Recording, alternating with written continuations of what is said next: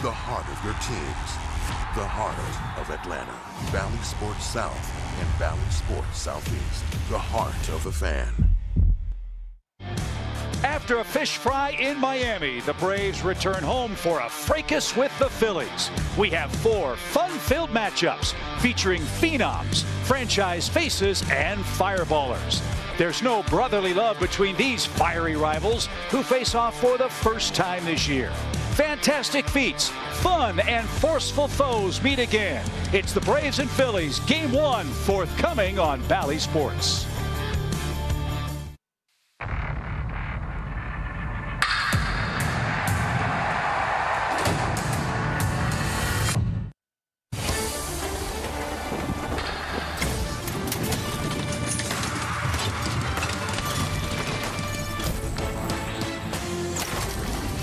It is great to be back at Truist Park in Atlanta for Braves baseball, brought to you by Truist. A sellout crowd is gathering. It is replica ring night as the Braves continue their celebration of last year's World Championship. Tucker Davidson has the ball for the Braves in Game 1 of 4 against hometown kid Zach Wheeler and the Phillies, who've struggled. Braves looking to gain some traction. They start a 4-game series with their old friend Johan Camargo here tonight. Hi again, friends. Chip and Jeff, great to be back at the ballpark. A 3-3 road trip, Jeff. Now back home for 7 games, starting with the Phillies. It's a little weird. We're 40 games in. We haven't seen them yet. And the Phillies, a team Atlanta has owned in this ballpark. Yeah, and this is a team with a lot of expectations, just like the Braves coming in and have not been able to get off to a great start. Offensively, got a lot of guys with huge numbers, but they've not been able to click yet this year. You see, their last 7 games only averaging a little over 2 runs. And, of course, you said the great work by the Braves, 21-9 in the last 30 here in Atlanta. Brian Snitker today kind of shaking things up. I think we all woke up, saw this lineup today, and figured, wow, Contreras in left field, batting second, dropped Olson, dropped Riley. I think at the end of the day, this is a manager's way, Chip, a little bit of saying, hey, we got to wake up and we got to get going. We talked how important the schedule was right now, how to take advantage of it. We saw the bats start to warm up a little bit in Miami, but I think he's given some opportunities, some guys to go in there and show. If you can hit, you're going to stay in this lineup, and hopefully it'll pay off for this ball club tonight. Got a tough hombre in Zach Wheeler. Yeah, and the Braves in a stretch of 29 straight games against sub-500 opponents. They're 2-1 in those first 29 games. We'll see what happens tonight as we get our first look at the fighting Phillies in Game 1 of 4 at Truist Park. Tucker Davidson takes the ball for the Braves. We'll get things started before a packed house. Glad you're with us on Valley Sports Lineups and first pitcher next.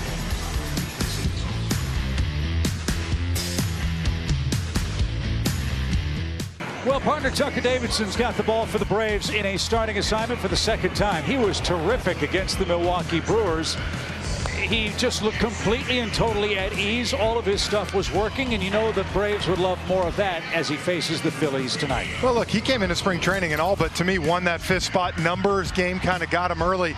But you see what he did in Milwaukee right here. Really did a great job of mixing up his pitches. See the swing and miss on 4-seam and slider, the exact same. Curveball. And so, look, I think for him, you see, just come out and do the same. 69 pitches and was outstanding. That's not the only big story. You mentioned the lineup change for Atlanta. How about who's playing left field? It's William Contreras, the first time he started in the outfield as a major league player tonight. I like it. His bat is so hot right now. What the heck? Let him in the lineup. You know what? You tell him, if you make a mistake out there, I'm okay. I can live with it. Just keep doing what you're doing offensively. And look, he's athletic, so I don't think he'll have that big of an issue adjusting to left field. Marcell Ozuna, the DH. Ronald Acuna in right field for Atlanta. We'll get to the Braves starting 9 in a moment. First, a look at how Joe Girardi lines up the Phillies. Rhys Hoskins, a big on-base guy, is their leadoff man. Alec Boehm batting second, playing third. Bryce Harper has a partially torn elbow ligament. He can DH. He's been swinging a hot bat. Nick Castellanos came over from the Reds. They added, Jeff, a lot of offense, perhaps at the sacrifice of defense. And so far, the Phillies, identical record with the Braves, 19-22 to start the year. And Bryce Harper off to a great start, though. So what are the 4 keys for Tucker and the Braves as we start the homestand tonight? For Tucker, don't change a thing. You were perfect in Miami. You pitched great, or in Milwaukee. Do the same thing here. No reason to have to change. Mix it up. I like how Snit mixed the lineup up tonight. It's not going to hurt anything. The offense starting to swing it better. Maybe you find a way to get jump started. And a first pitch strike, says Hunter Wendelstedt. We are underway. Rhys Hoskins leads off. 71-degree start after a rainy day overnight and in the early hours this morning. Almost perfect temperature. 0-1 with the wind blowing toward left, and Davidson just missed. It's an even count. Hoskins at 228, 7 homers, 20 runs batted in. Braves really had his number last season, as this one is chopped foul at third. Hoskins was kind of an in-between player. He was a guy, Jeff, that walked a lot, has a lot of power, but struck out a ton against Atlanta, almost 33% of the time. He's been that guy that's kind of in between. He wants to be like a Joey Votto where he walks a lot, but he also wants to hit for some power. So I think he's still trying to kind of figure out, the type of hitter he is, even though he's been up for 3 or 4 years. 1-2 pitch from Tucker, just missed, and an even count. This is not Davidson's first start against the Phillies. June 9th last year, 6 innings of 4 hit ball. That was at Citizens Bank Park. Here in Atlanta, he's got a 2-2 pitch, and he's run it full for Rhys Hoskins.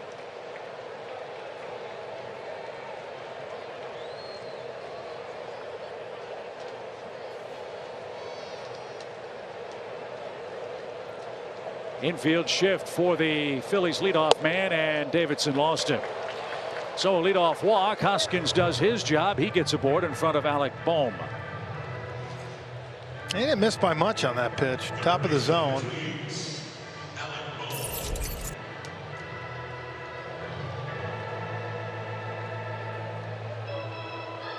Bohm hitting .286. A lot of these Phillies have, I don't want to say extended slumps, but low batting averages over their last 3-4 games. The Phillies lost 4 of 6 on their homestand against San Diego and the Dodgers. Yeah, tough homestand though. And that's rifled into left. First chance Contreras, and he'll play that on a hop. Funny how the ball finds you early in the game, right? Of course. In between shot to left, and Alec Bohm's aboard. 2 on, nobody out.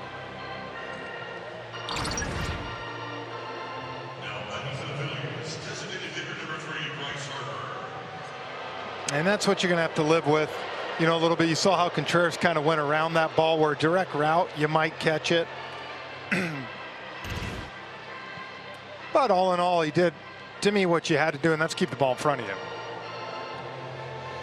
So here's Bryce Harper. Again, Harper playing with a torn elbow ligament. It has not affected him at the plate. Harper, 9 homers, 27 driven in. And this year hitting almost 400 with runners in scoring position. He is doing exactly what the Phillies pay him to do. 2 on, nobody out. And a little dribbler. Olsen will apply the tag to Harper. That's a productive out. Runners at second and third, 1 away.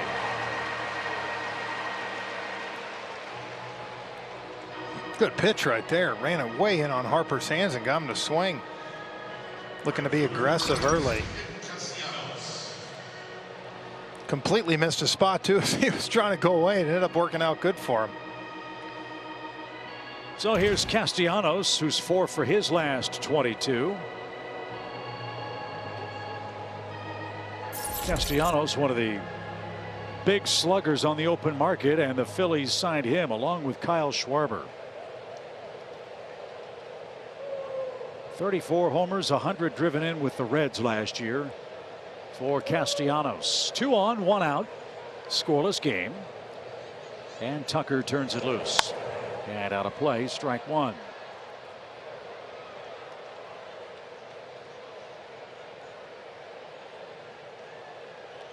This is a Philadelphia offense that on paper, Jeff, is built to score a lot of runs. They're going to have to do that, I would think.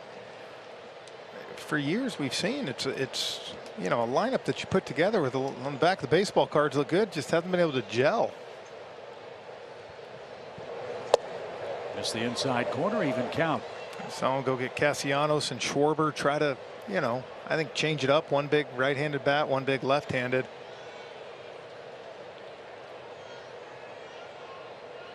Been some defensive challenges for Joe Girardi's team. They're getting very little production from center field yet, and their bullpen at times is a flip of the coin. As this one hit toward first, Olsen's going to race to the bag. No advance. 2 outs. Heck of a play. Hoskins was caught in no man's land. He couldn't go. The ball hit right to Olsen off the line at first. 2 out. That was perfect. Great job by Matt. Instead of running right over there right away, Chip, he gives a good solid look to get Hoskins going back, knowing he has time to get over there. And now you're 1 pitch away from getting out of this first inning without any runs. But if there was a player for the Phillies that gave us big problems at the plate, it's this guy, Gene Segura. He's really, for the last 2 years, finally kind of held his own up there in Philadelphia. I mean, that's been their kind of MO, though, the last 3-4 years. The bullpen has been shaky at times, and defensively, you know, they have not always been very sound. Look at what Segura's done to the Braves in recent games. He's ahead in the count here with a first base open. You go back to 2020 on the COVID year, their bullpen 6.92. If I remember, it was like the second or third worst all time. And then 2021 4.6, and this year 4.06. So they're shading in the right direction, but still. Compare that to the Braves, whose bullpen ERA is under 3. That's a big deal, as this is a big deal. Tucker Davidson, second and third. 1 out, is a strike away from shutting down Philadelphia. This kid doesn't pitch like one. All this traffic, he's thrown just 14 pitches. Big crowd wants him to end the inning.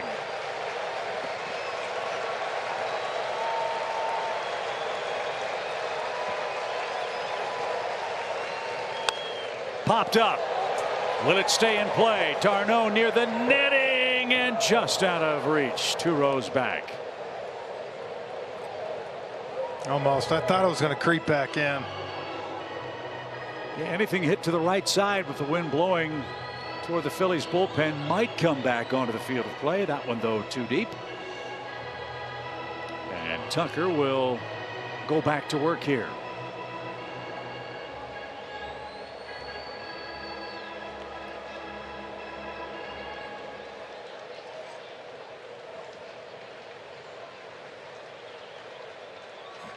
One ball, 2 strikes.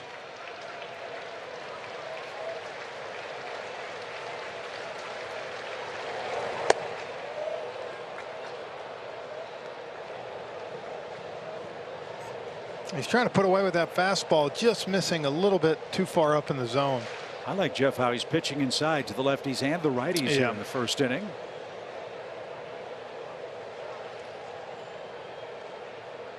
And here's the pitch he wants action on. 2 balls, 2 strikes. Kyle Schwarber waits on deck. The pitch. Broken bat, ground ball third. Riley's got it. Crow hops. What a job, Tucker Davidson. 2 on, nobody out. The Phillies can't get the ball out of the infield, and they cannot score. Here come the Braves.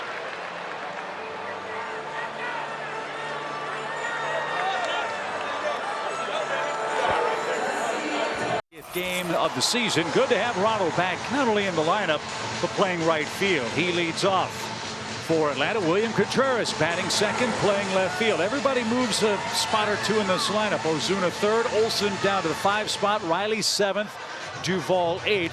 And you need some offense because the man on the mound, Jeff, is really, really tough. The hometown kid, Zach Wheeler, has been awfully tough against Atlanta. He has, and got off to a tough start, actually, you wouldn't imagine, but his first 3 starts was over a 6 on his ERA. Now, of course, all the way back down to 3.49. He's going to sit mid-90s, big slider, and really has become the ace of this staff, knocking Aaron Nola to kind of that 2nd spot for the Phillies. 14 wins last year, 249 strikeouts, 2nd in the Cy Young voting in the senior circuit. And up and in to Ronald Acuna Jr. Message sent. 1 ball, no strikes. Well, it is nice to have Ronald back in that right field spot because then you are able to do what you're doing tonight. DH Ozuna, put someone like Contreras in left. 97 center cut, and Ronald now at even count. He's reached base in 29 straight games. And 2 homers, 5 RBIs overall on the year. The pitch. Wheeler's last start, excellent. 7 innings of 4-hit ball, a season high 9 strikeouts against the Padres. 8 and 7 against the Braves lifetime, dating back to the Mets. And that is some easy stuff right there, folks. 97 inside corner. 2 balls, 2 strikes.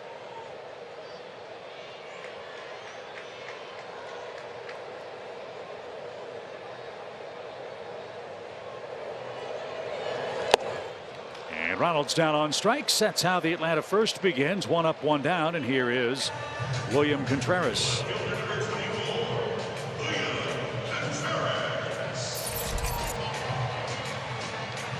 Left fielder William Contreras. Yeah, right.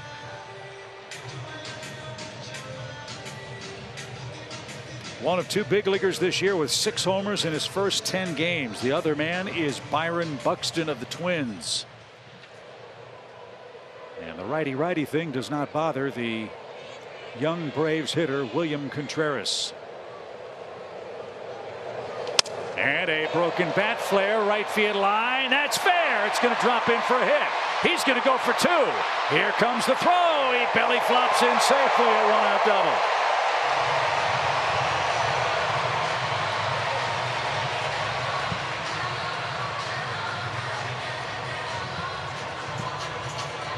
Well, there you go. Gets a first pitch fastball, doesn't hit it hard, but he's able to fillet this thing to right field. He's got 5 home runs in 24 ABs against right-handed pitching. Maybe he's a spark for a little bit that you can use. He did what a number 2 hitter's supposed to do, Jeff. He shortened up and punched put it in play.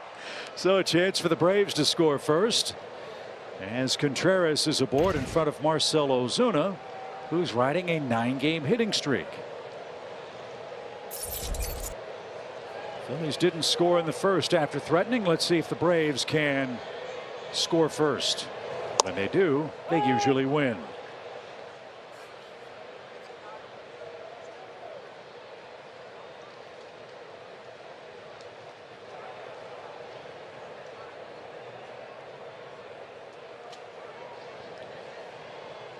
A 1 pitch.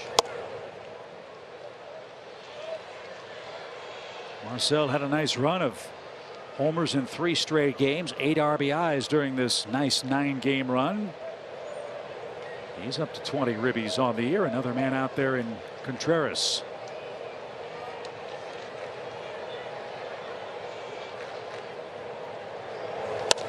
Hot shot, right field base hit. Contreras late start. They're going to send him. Roman Quinn loads up, double clutch. Here's the throw, close play, and they got him.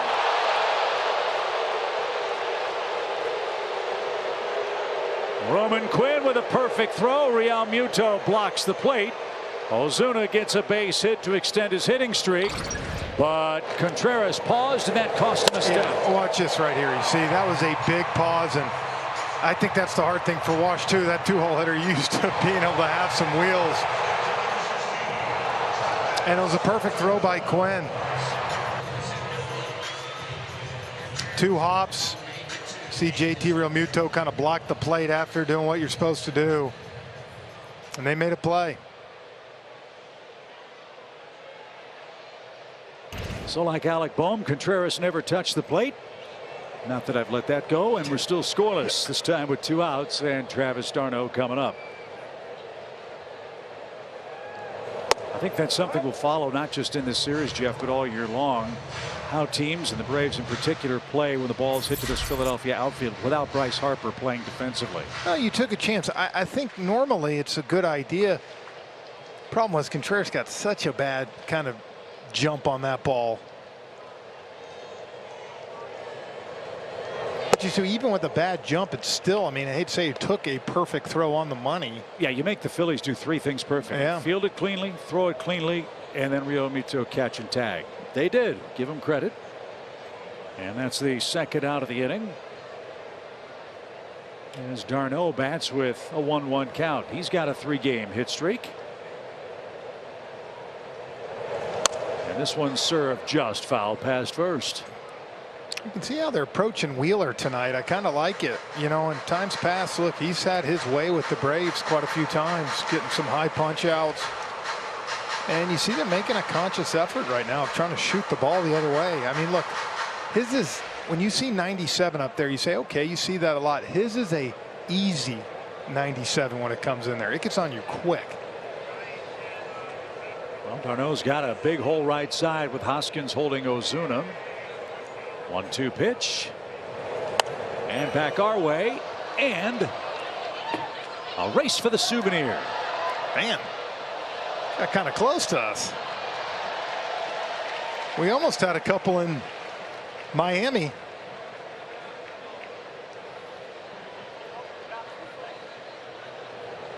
Old Gator arm Francoeur didn't even try for that pop fly. Got to make that play, man. 1 ball, 2 strikes. Line drive and into right center field. That's down for a hit. Ozuna's going to take third on Castellanos. Love this approach, Jeff. It's working. Yeah, I mean, you talk about 3 guys in a row now shooting the ball to right field. Look at that. There it is, another one. 97 running in on the hands, and they're all doing a good job of staying. Look at staying inside that. We've talked about in Miami, we started to think we saw some at bats where guys had a better game plan, better idea, more of the team approach. Yeah. You know, that we saw the last 2 months last season. Well, that 3-game stretch of 45 strikeouts, I think will. If that doesn't grab your attention, I mean, what will? Now, this is a guy that would be nice, you know, maybe you move him a little bit here and you can ignite him, give him a chance with some guys on. And they give him a ton of room the other way. Matt Olson bounces that foul for a strike. Olson's hit second all year long. He's hitting 5th tonight. And 3 for his last 23 overall. He's getting his doubles. He's getting his walks. He just hasn't gotten big hits yet. You see how Travis d'Arnaud's hair just sticks straight up out of his helmet all the time? It's unbelievable. Oh, he finally redid it. It was like alfalfa. He's got a great product. It's very important. No balls and a strike. With the shift on for Matt. Ozuna 90 feet away. The pitch. Look at that. That's kind of like your hair. Your hair could do that. Yeah. You got a lot of mop. Yes, I do. 1 ball, 1 strike. Starting to turn colors. Yes, it is. I wonder why. 1st and 3rd, 2 outs. Scoreless game. What's the difference between hitting 2nd and 5th? Is there? You know, there's always something from a mental standpoint. I just think more than anything, maybe just being somewhere different. It can work. I mean, it's happened before, you know, where all of a sudden you bat behind a guy. Now in the 1st inning, you come up. If you come up in the 1st inning, batting 5th, there's a good chance you're going to have a couple guys on. 2-1 pitch. And fouled off his foot. Now it's 2-2. Biggest thing I've watched last week, really kind of keeping an eye on Matt, is when you see his hands. To me, you know, he's always done a good job of keeping them quiet. You see him out there and then they just slowly go back. I feel right now they're a little farther up than you think, and I think he's having to go farther back than you usually see him.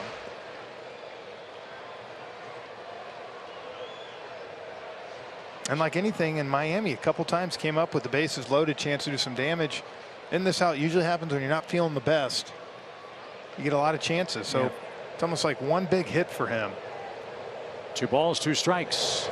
And it's not to be. The Braves get 3 straight hits in the 1st inning, but a terrific throw from Roman Quinn keeps this game tied 0-0 after 1 exciting inning.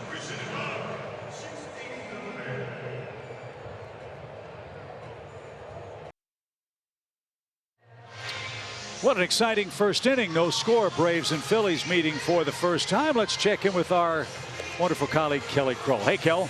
Well, I think that opening frame is a really great example of some of the growth that we're starting to see from Tucker Davidson, able to get out of trouble with a couple runners on. And of course, after pitching 5 scoreless innings in Milwaukee, told me after that game that, you know, this opportunity that the Braves are giving him to come up here and start every 5th day, he goes, that is something I have to take and run with. I have to look at this as though it is my job to win, and I'm going to come out here every 5th day and give this team an opportunity to win. And tonight, guy, it was interesting. He said, you know, the key for me, just keep filling up that zone and let my defense go to work behind me. And I think that worked out pretty well so far. Yeah, you're right, Kelly. I mean, that's the thing about Tucker Davidson. He seems to work with great economy, great confidence, and great contact.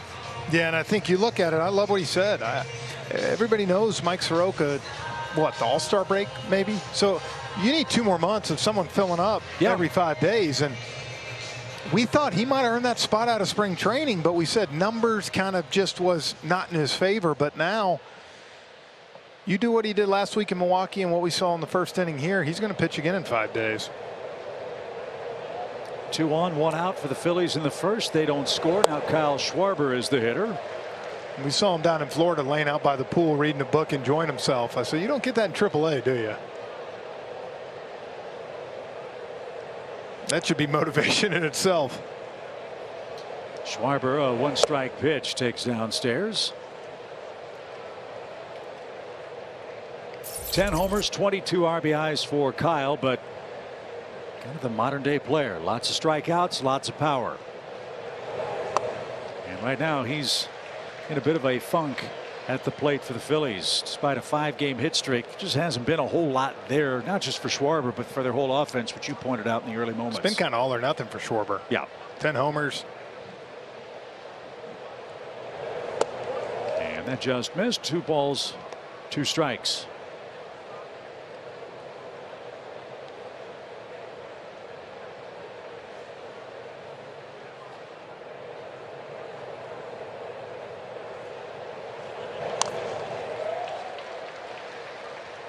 Fouled away by Kyle. Still 2 balls, 2 strikes.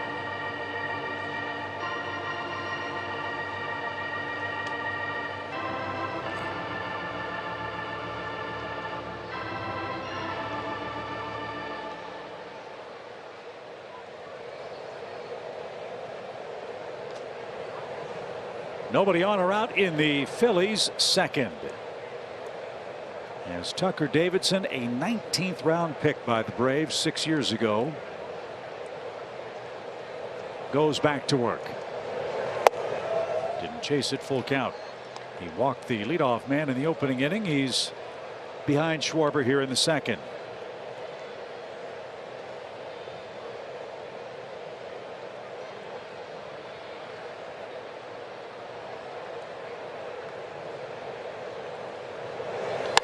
Hammered down the right field line. That had plenty of distance, and he just missed a line drive homer. Great catch by that Braves fan at the foul pole. That was close.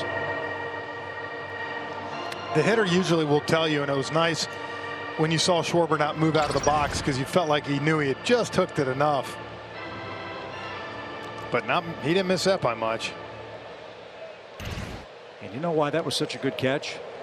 That ball was a missile. That fan waited for it to stop rattling around and picked it up. I'm not catching that with my bare hands. No chance. So another 3-2. And it's in the dirt. So 2 walks in as many innings. That brings up JT Realmuto. Now, we've talked a lot about what the Phillies are having to do with Bryce Harper. We haven't, Jeff, talked much at all about the ripple effect of that. One of them is that Realmuto, whom they'd like to have DH every now and then, can't if they want to keep Bryce Harper in the lineup. Well, that's the tough thing, and they're trying to get JT kick-started. Usually one of the more consistent hitters we see in the game. Off to a slow start. He's already caught more innings than any other catcher in the major leagues, and it's May 23rd.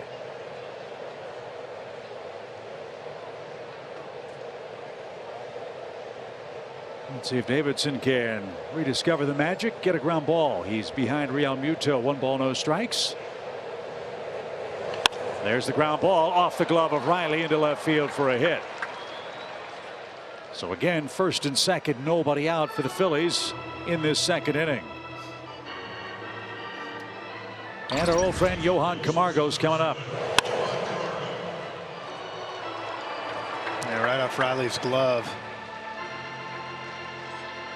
Good try. Nice moment for Johan before the game, like All the former Braves who come to town for the first time. Camargo was presented with his World Series ring. And Johan's done a nice job for the Phillies, hitting .260. 3 homers, 11 RBIs. He's playing shortstop for them tonight. Camargo a switch hitter, as you know. The pitch. Yeah, Johan had a great year back in 18 for the Braves. And really for him, though, just had a tough time, you know, once he got playing time sporadically. Well, once Josh Donaldson came, he became kind of a super utility. That's what I'm saying. Just never could really take to it. Yeah, 19 homers, 76 RBIs in 2018 for Camargo. And with Didi Gregorius banged up, with Alec Bohm having some troubles defensively earlier, Camargo figures on paper to be an upgrade at the moment up the middle for the Phillies. We know he can hit with men on base. He did that a lot with the Braves. Well, that's one of the reasons he got 11 ribbies this year. 348 with wrist.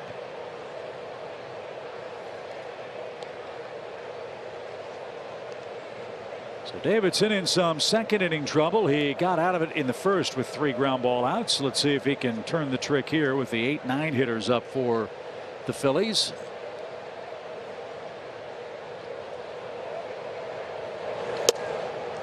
One and 2.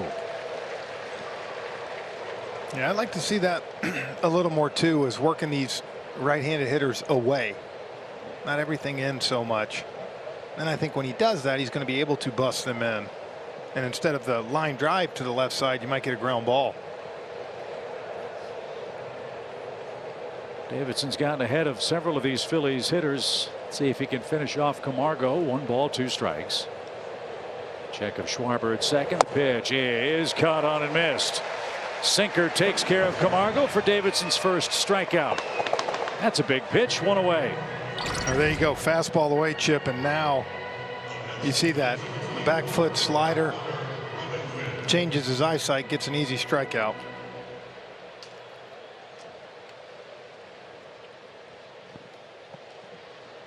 Roman Quinn is the hitter.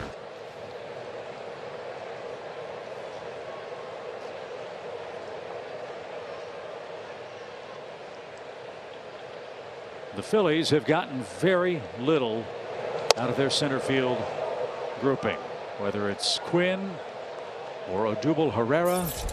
That has been a very, very difficult offensive spot for the Phillies to fill.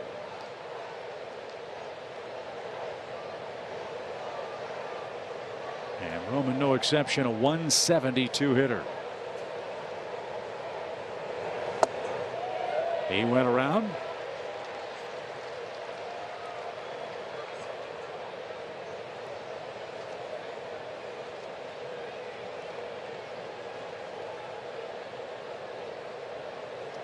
Even with all this traffic, still a manageable pitch count for Tucker Davidson.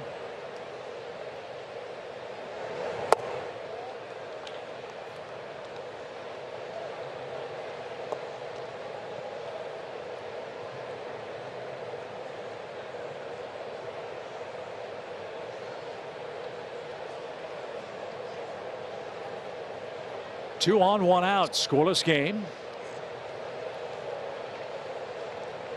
The pitch.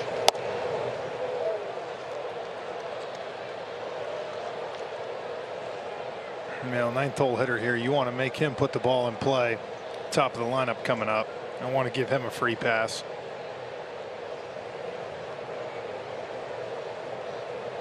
Get some action and let your D go to work. 3-1 pitch. Fouled away to Roman Quinn. Is a real amazing story. This kid has enormous talent. He just has not been able to stay healthy. It's been injury after injury for him. Concussion, broken toe, Achilles, oblique problems. I mean, it's been one thing after another, and it's rather remarkable. He's back in the big leagues again with the Phillies. And up in a big spot here in the second.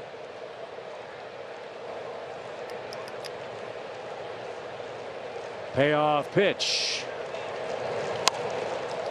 Well, I mean, think about it. What, about 4 or 5 years now, Philly's been looking for a center fielder, and they've gone through the gauntlet on quite a few of them.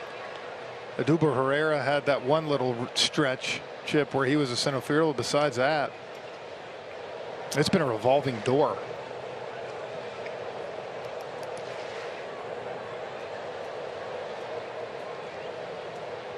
Pitch count piling up now. Davidson to 37 of them with one out. 3-2. And Quinn putting up a big fight.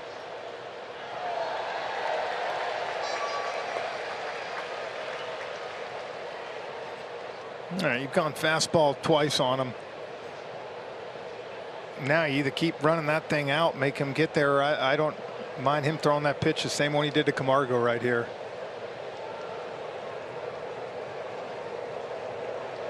I think he can throw it for a strike and get a chance to get a ground ball. And get to and get out of this mess. Shift on the left side of the infield for the right hand hitting Roman Quinn.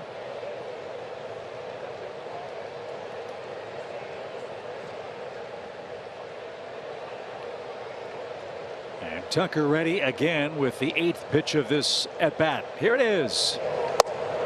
And that's inside, ball 4. So 3 walks in the first inning plus, and the Phillies have them loaded, and Rhys Hoskins coming up. Man, that's a pretty darn good pitch. More surprised he laid off it than anything.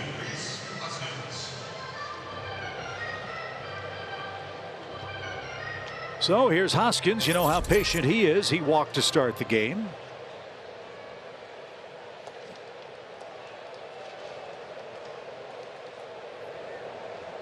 Bases loaded for Philadelphia.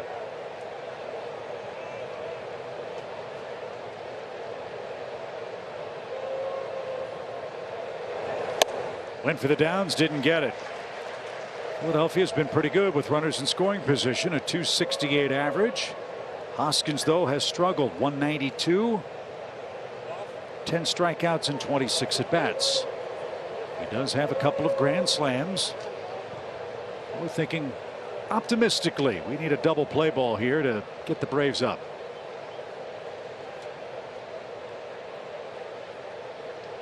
Another shift on for Hoskins, who takes collarbone high. 1-1 your count. Yeah, right now for him, when he's coming in, he's just missing too far in off the plate.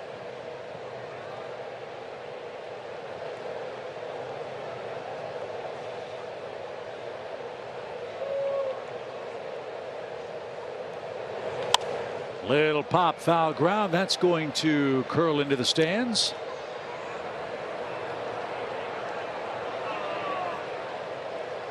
And now you got him 1-2. I love the idea right here of throwing that two-seamer running off the plate at about 93, 94. That's to me where you can get Hoskins.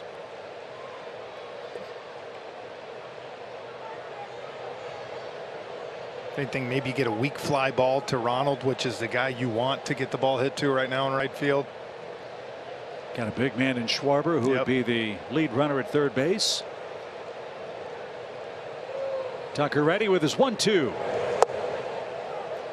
He's trying that inside corner and just isn't getting the call or the swing.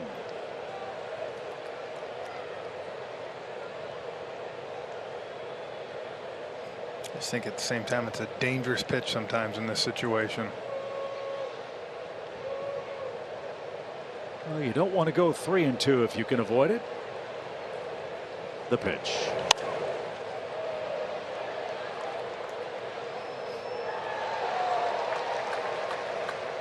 Long at bats by the Phillies.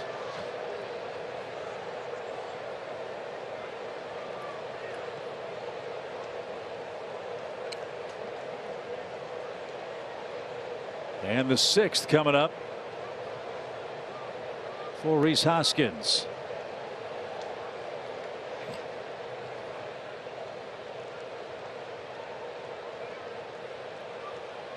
The 2-2. Took it low. So a full count.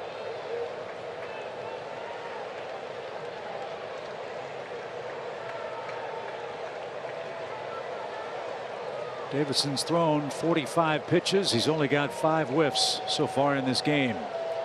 Phillies have been very patient. Got to throw a strike or you're down a run. The lefty ready, and his payoff pitch won't be made. Time called.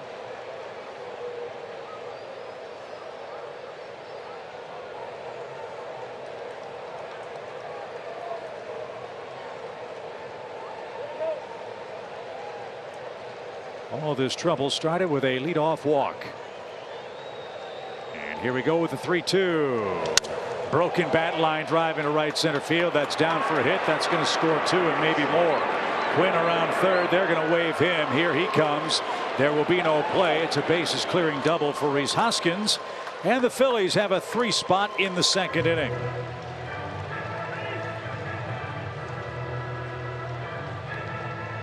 Walks, walks, walks. 2 of them score here in the inning. Well, to me, what got you in trouble here, Chip, you had Hoskins down 1-2. And you made a couple pitches that didn't really give him any idea to chase. So now 3-2 as a hitter, I hate to say this, you know I can look for that ball out over the plate. And he got a pitch. Did what he's supposed to do. So 23 RBIs for Hoskins, his 8th double.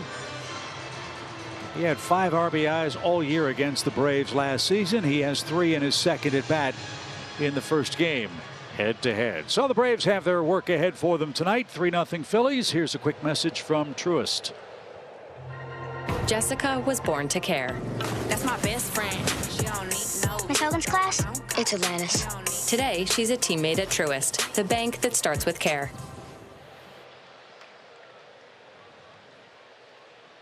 So that quiets this big crowd. Alec Bohm, the batter, he singled past Austin Riley in the first inning.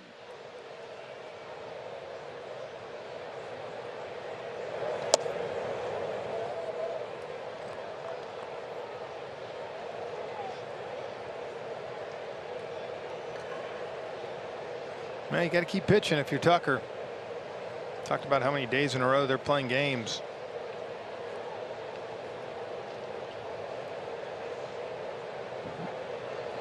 Braves are in the midst of 17 straight games without an off day. Their next day off will be June 6th after we conclude a western trip to Arizona and Colorado. This is game 1 of 4 with the Phillies in Atlanta in this series. 3-0 and a 2-0 pitch.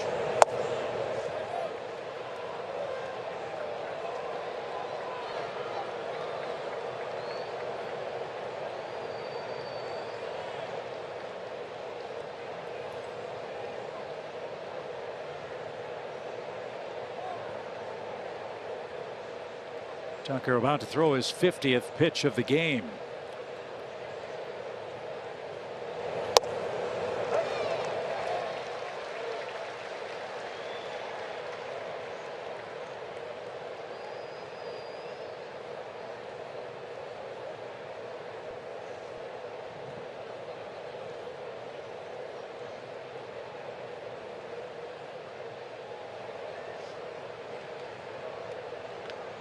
The 3-1 right there took a little off, and Bohm has a full count. Yeah, maybe throw that pitch a little more. I hadn't seen that yet.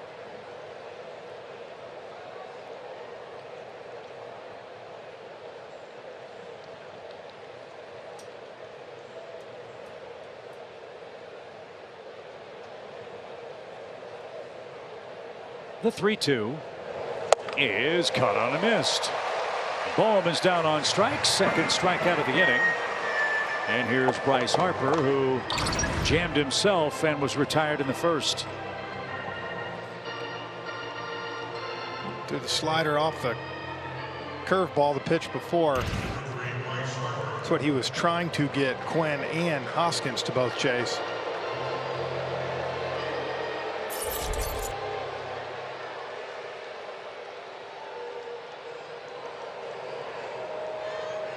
Stop the bleeding here. It's 3-0 Phillies. Braves shift for Harper, who takes an high strike.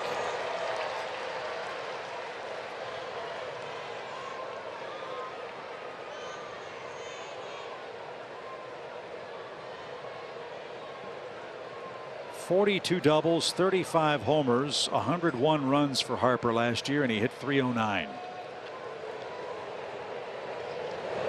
What was his first year, though? Go back to 19 and look. His first year, first full year in the major leagues? No, 19 with the Phillies. 260, 98 runs, 35 homers, 114 driven in. Oh, yeah, and he walked 99 times. He has been a very, very consistent performer for the Phillies. 42 doubles, led the league last year, and won his second league MVP. Pitch.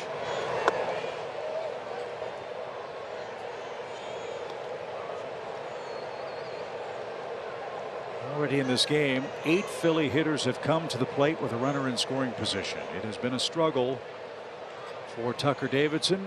55 pitches to this point. And now the 1-2 to Harper. Didn't chase it. Kevin Long's their hitting coach. He is loving what he's seeing from his offense to this point. They have been very patient.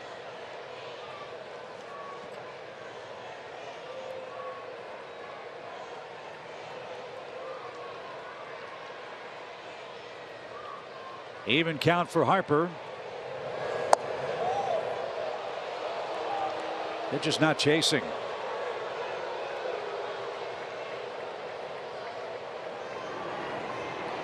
And Jesse Chavez is up in the Braves pen.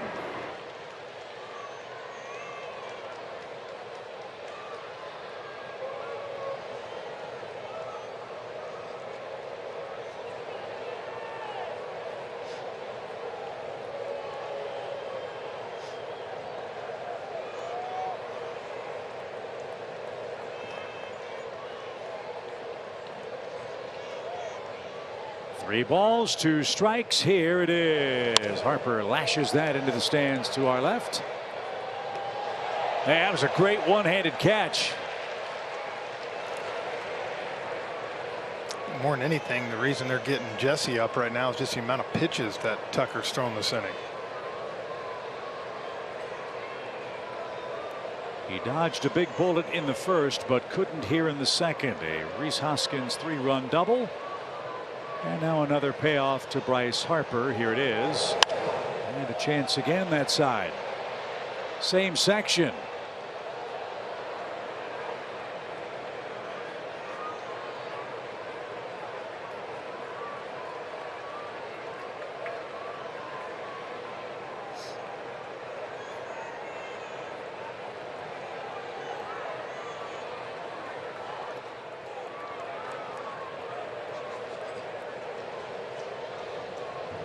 Pitch number 60 in the game. And Harper rolls over. Ozzy's got it, and a very long second comes to a close. The Phillies cash in walks number 2 and 3 from Tucker Davidson. A 3-run double gives Zach Wheeler an early lead.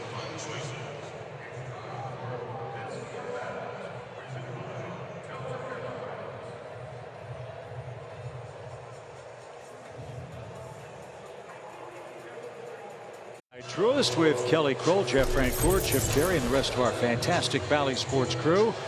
The Phillies took advantage of 43 second-inning pitches from Tucker Davidson to strike first. They've given Zach Wheeler a 3-0 lead. But a lot of time left in this game with Ozzie Albies, Austin Riley, and Adam Duvall coming up for the first time. Yeah, crazy to think 3 hits in the first inning, weren't able to push one across, but you had to be happy with the approach you saw from these Braves hitters. Not like anything, don't change it.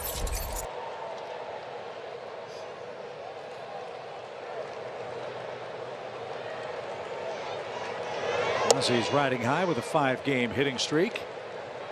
He's got 7 hits in that stretch and batting 6th tonight.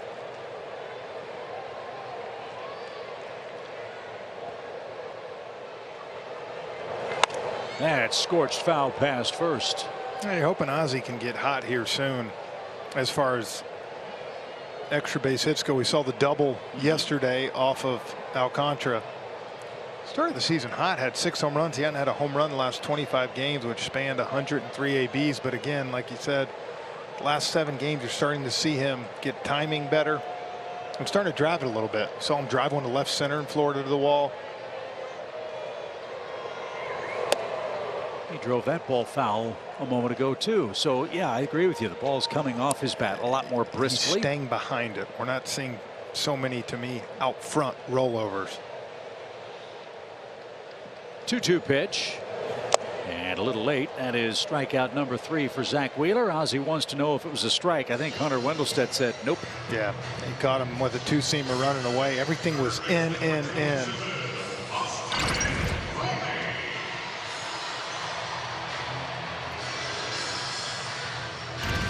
And he partially tipped it for the first out. Here's Austin Riley.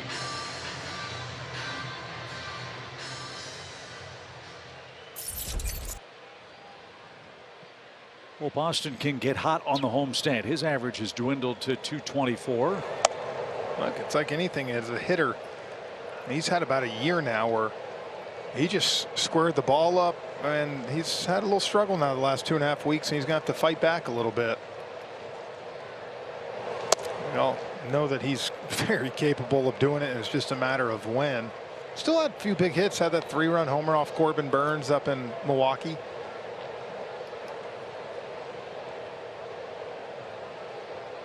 .20 pitch. And a strike. Thing I think Chip would both agree that's a good sign if you start to see him do it is drive the ball up the middle the other way. Well, he's at third. He's at fourth. He's in the 7th spot tonight. See how everything's flying open right there, that front side. When Austin's going right, the ball's going all over the field. Remember earlier in the year we showed a spray chart? It was spread out everywhere. Well, he's got a fight on his hands now with a 2-2 count. And now 3-2. A lot of baseball left. Chip away here against a real tough right-hander. Zach Wheeler is making his 8th start of the season tonight. The payoff pitch. There's a shot down the right field line. That is near the wall and into seats foul. Right approach. Another right-hander trying to go the other way. I like it.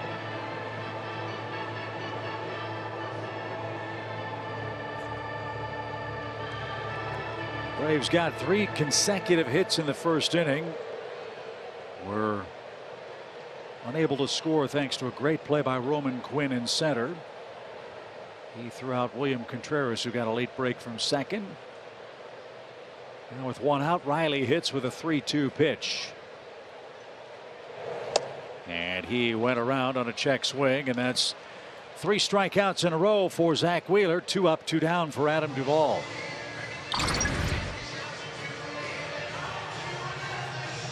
Chase ball 4 right there. We've talked a lot about competitive pitches. That's, I think, a perfect example. That one and the pitch that struck out Ozzie Albies. Pitches that weren't strikes but look good enough to get a swing. Well, yeah, and you're in the count. You know, yeah. It's tough when you have the credibility that Zach Wheeler does, Chip. You know that it's not going to walk many people.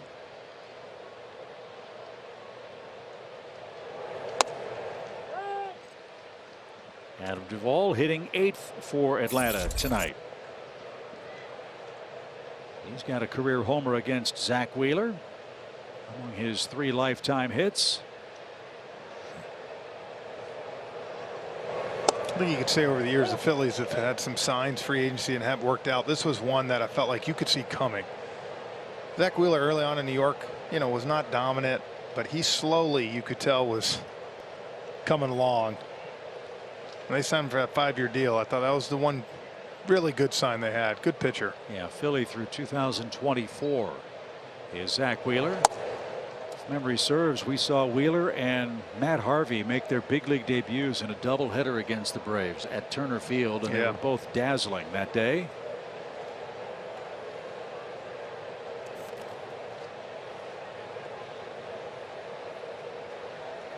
Zach now 31.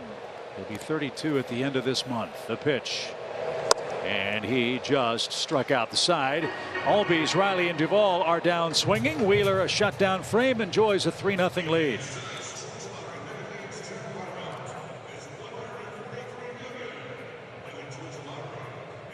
Phillies have taken a 3-0 lead over Tucker Davidson in the opening game head-to-head between these longtime Eastern Division rivals. The MLB Ballpark app will complete your next visit to Truist Park.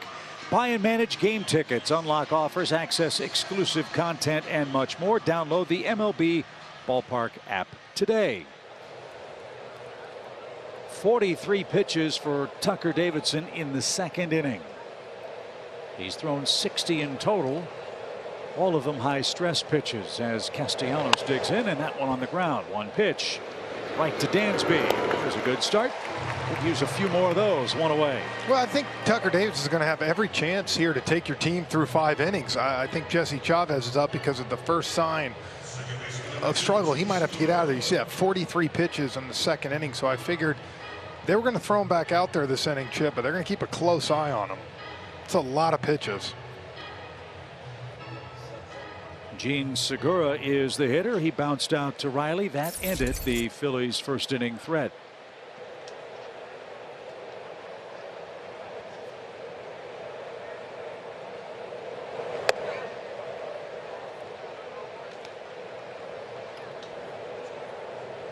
Told you earlier about how Segura scorched the Braves at the plate last year. A lot of those hits, infield hits. He had 22 of those last year. He did. Remember, there was that one series where I think he had about 4 jam balls between Freddie and Ozzie. It's kind of like, remember that first series this year up in New York? How many balls we saw the Mets just.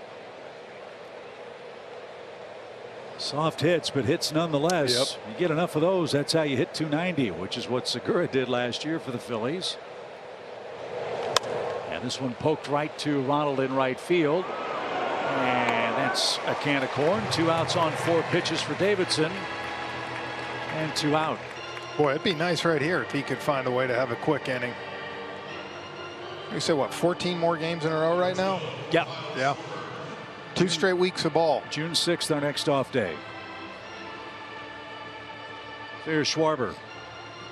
Schwarber walked and scored the first Phillies run. That was the Hoskins 1-out double.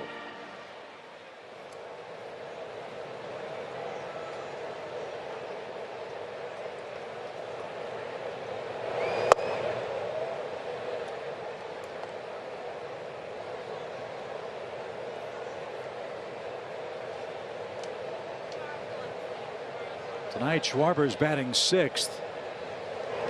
He knows how to bat lead off too. That tells you how the game has changed, right? A big barrel-chested slugger like that usually hits in the middle of the lineup. Last year he batted first a lot, had 8 leadoff home runs. The only man with as many was Cedric Mullins of Baltimore.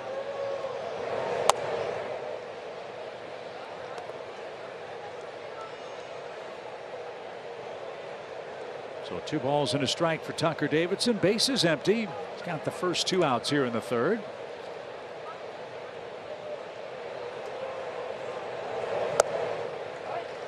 And that shaved off the corner. It's 2-2.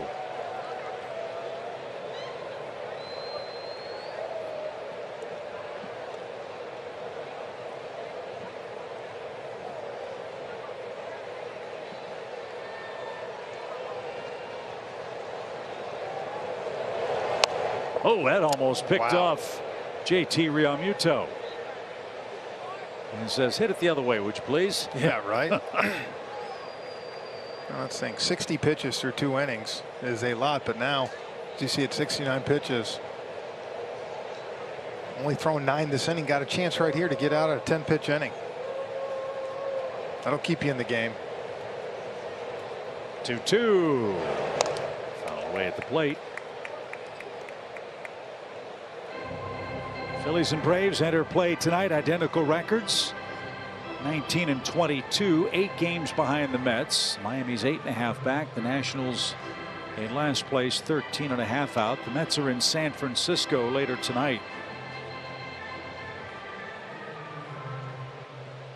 Giants got some bad news. Brandon Belt has a knee injury. He'll miss some time for Gabe Kapler's crew. So we'll keep an eye on that score as our game moves late tonight. It's 3-0 Phillies, third inning.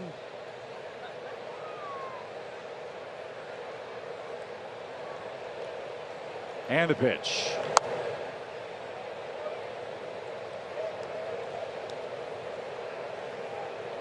You're seeing what the effect of putting the ball in play, and I'm not even saying in fair territory, but putting the ball in play has in a major league game. High pitch count, frustration. You force a pitcher to maybe make a little fatter pitch than he wants, and it costs him. And here we go, 3-2 after getting ahead in the count.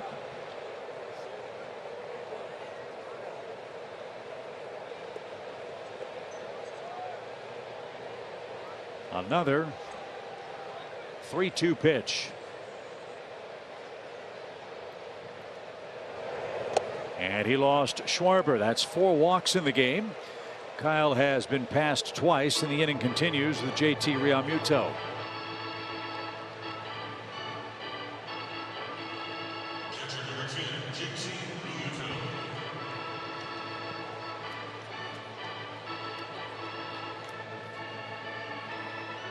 That's the most walks for Tucker this year.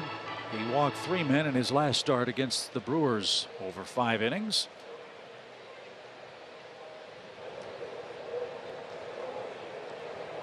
And now a tough hitter in Realmuto, who singled and scored his last time up.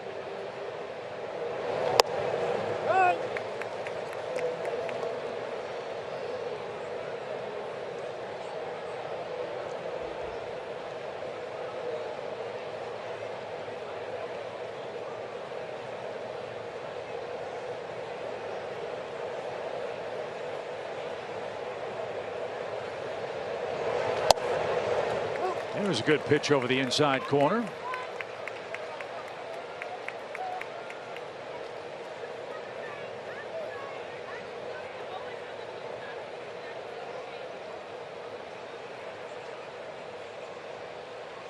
And he's got JT behind 0-2. Schwarber leads at first with 2 outs.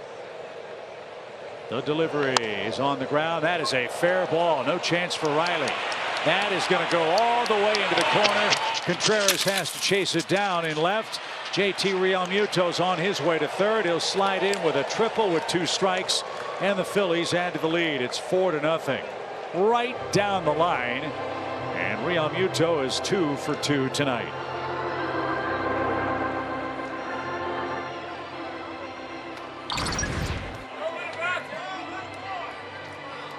He's got too much of the plate. So Brian Snitker is on his way out. A disappointing outing for Tucker Davidson, who pitches 2 2/3 innings. Phillies get 4 hits, 4 runs, the 4 walks, a real killer, as 3 of those came home to score. Runner at third, 2 outs. Jesse Chavez scheduled to pitch in the 3rd inning against the Phillies.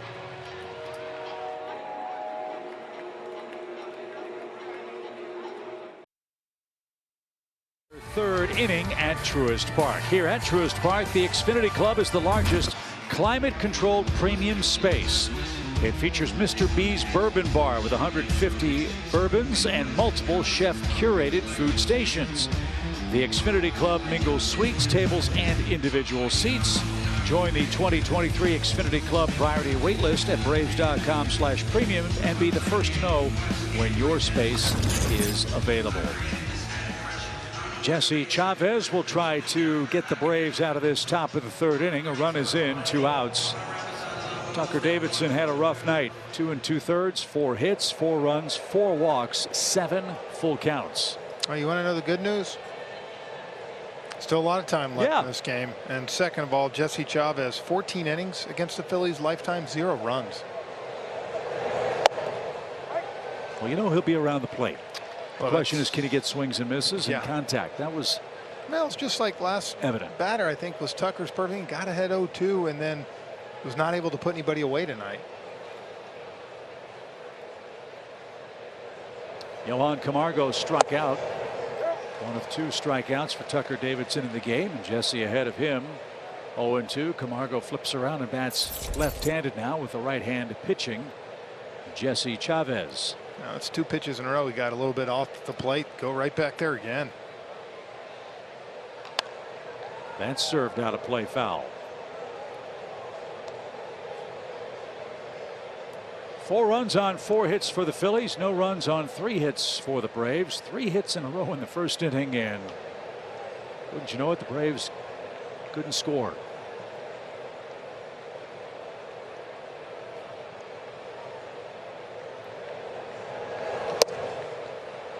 Let's see if that sets up the outside corner. A ball and 2 strikes.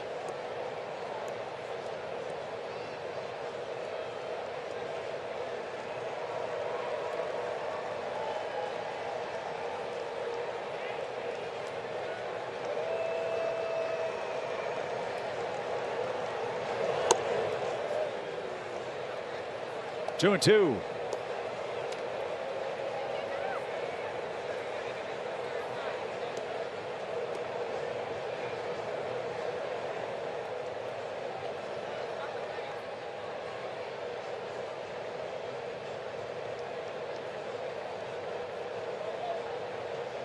Check of the runner at third, and the pitch missed inside. So from 0-2 to 3-2.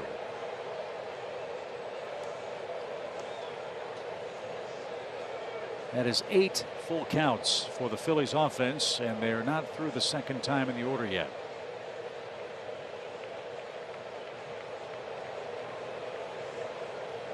The pitch. He lost Johan Camargo.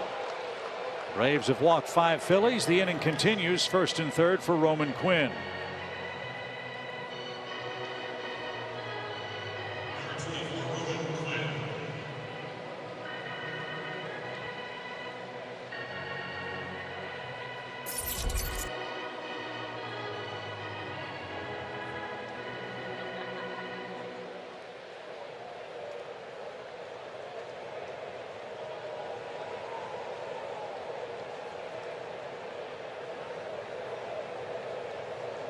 Roman Quinn saved a run with a great throw in the first inning. He's also walked and scored.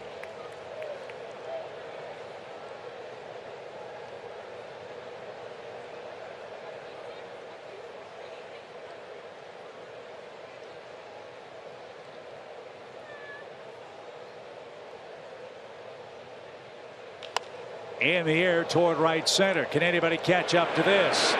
Nope. Oh, Duvall and Acuna look at each other, and the ball drops on the warning track. Throw to the plate is going to be safe. And all the way around to third is Roman Quinn.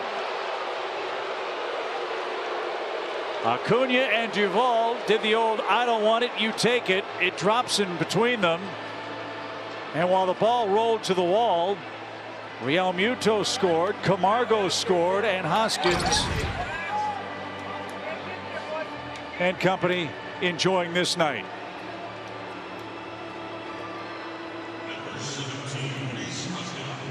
That just can't happen. There's nothing else saying here. Darno had him. I think the ball popped out. Yeah, you see, he never had the ball. Watch this right here.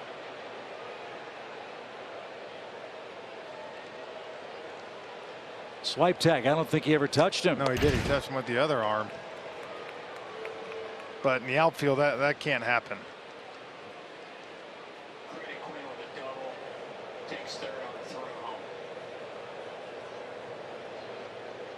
Double for Quinn, takes third on the throw. I assume they give him both RBIs.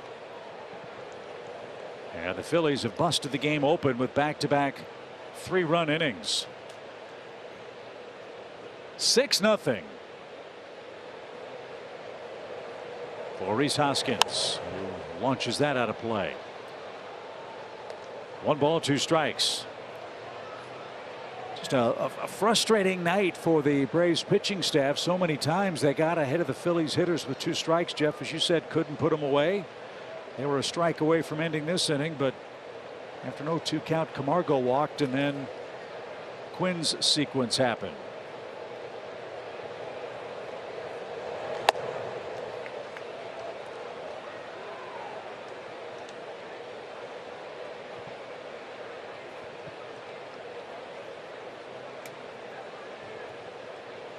2 balls, 2 strikes.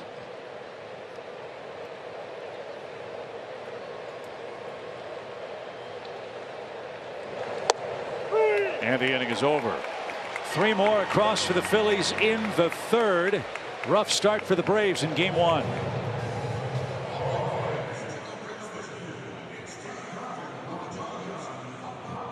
Take a look at that play at the end of last inning between Adam Duvall and Ronald Acuna. It's very simple. I mean, that's Adam Duvall's ball all the way, unless Ronald Acuna called him off, which we don't know what happened. But the center fielder is your quarterback, and you can see Ronald putting his head to the side. And really the frustration right now, that's what that is. That's 2 Gold Glove outfielders right there. Someone's got to catch that ball.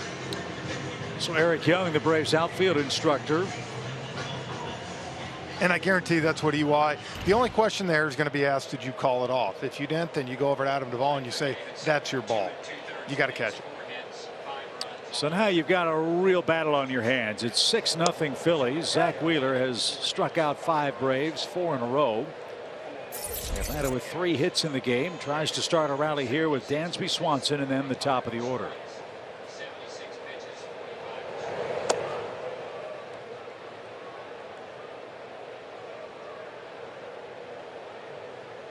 So 5 of the 6 runs belong to Tucker Davidson, who lasted 2 2/3 tonight. On the ground to Camargo. Got a friendly hop, and you know how strong Johan's arm is. Dansby put it in play, but at the shortstop for the first out. And back to the top. And Ronald, who is tonight's Georgia Natural Gas Impact player. Good to see Ronald playing not just offensively, but defensively in game 1. Yeah, for sure. 1 run scored in 8 of the last 9 games played for the Braves, and great numbers in 51 career games versus Philly. 317 with 11 long balls. Ronald DH'd down in Miami. The Braves wanted to keep him off the artificial surface down at Lone Depot Park. We'll see if the Acuna rules are kept strictly here in this series with the Phillies.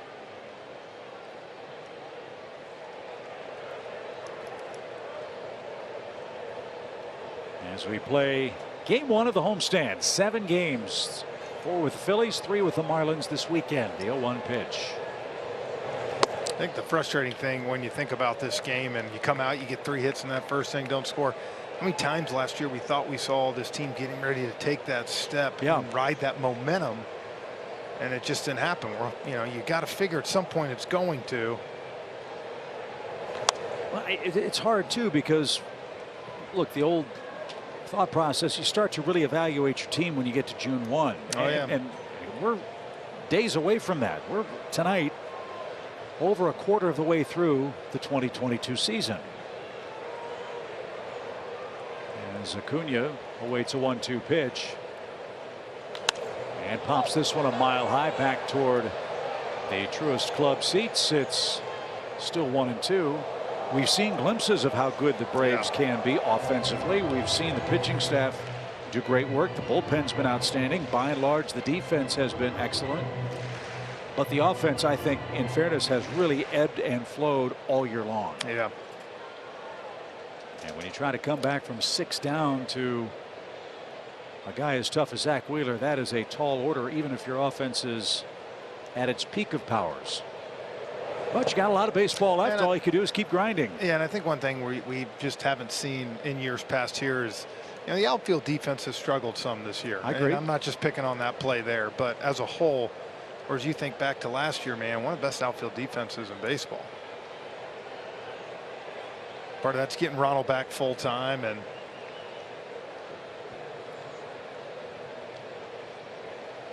you wonder sometimes, you know, you get a guy in center field, you move Duvall over to left. Does that help him get going offensively? Maybe. Center field's a tall task. It's not an easy position. And look, Ronald could play there, but I think the Braves are worried about the wear and tear of him going from corner to corner. You need to stick him in right and leave him there. That's his position. And so think about it. The Braves tonight are playing a catcher in left.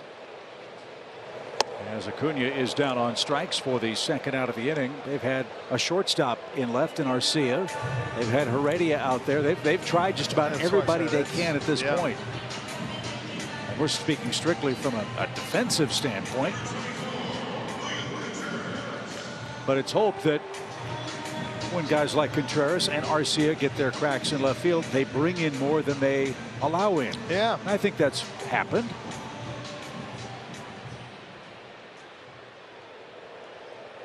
So with 2 outs, Contreras up. He doubled for the Braves' first hit.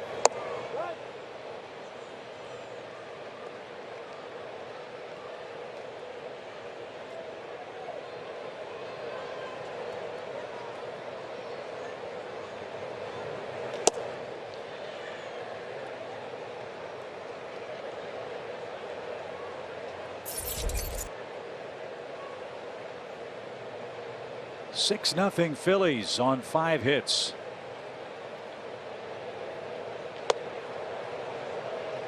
That's his pitch. It's so tough right there. That hard slider at 91. Such late break on these hitters. Looks like the fastball at the last second. That's what he got Duvall to strike out on.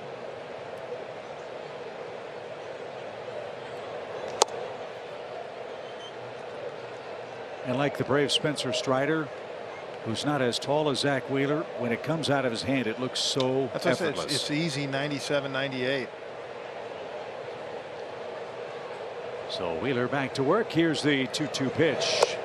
And Contreras couldn't check his swing. And that is the third and final out of the third inning. 6-0 Phillies. We go to the top of the fourth.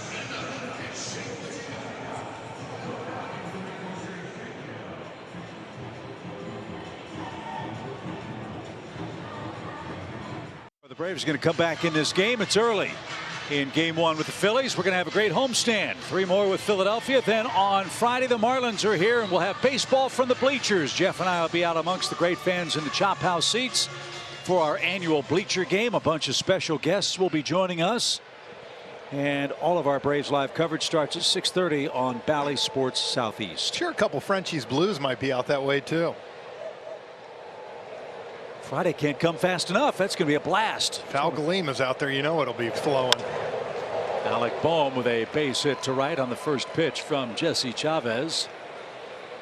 Can't tell you how fun it is when we're out in the bleachers with the fans and you and the special guests come around the corner. Like I said the other night, it's like watching Ric Flair walk to the center of the ring during a wrestling match. I mean, fans are going crazy. The girls are screaming. It's terrific. Well, you know. You just couldn't resist. I couldn't. No. I don't blame you. But it's going to be a lot of fun. We did that, 2 times in 19. It was a blast.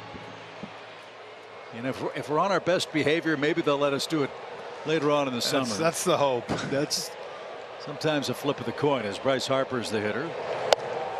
And upstairs, 1 ball, no strikes. And I say this in sincerity, it is so rewarding to be out with the fans and see the game from their perspective. It's great.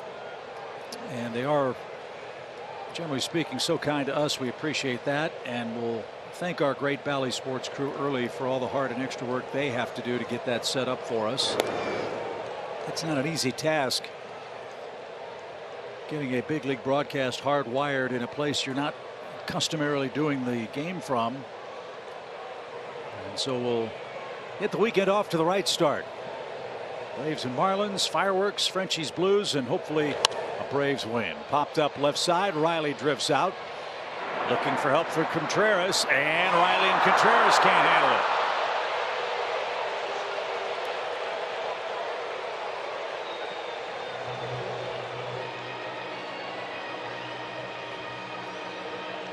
As we said in the early moments of this game, there's no way to hide it. The ball will find you.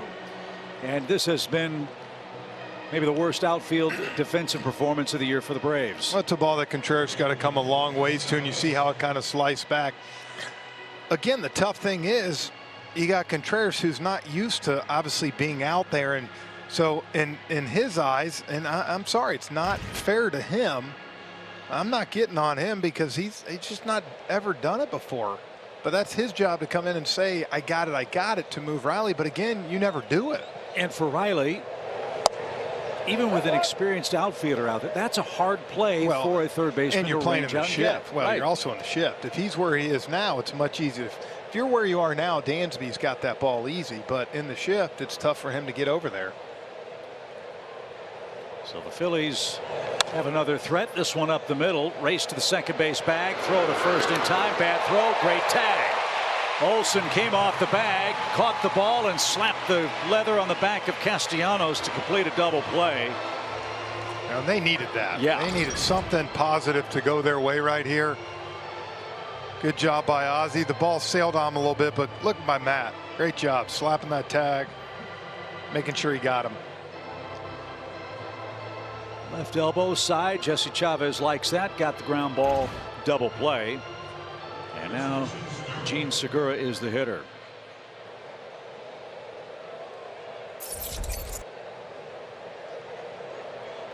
All you can do is grind.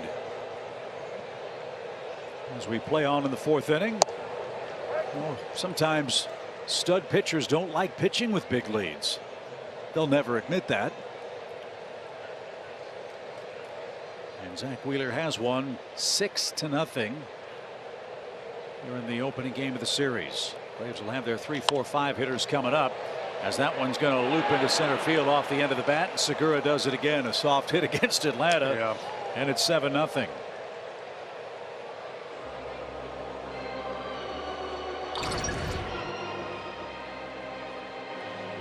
Right off the end of the bat. We'll cut her away.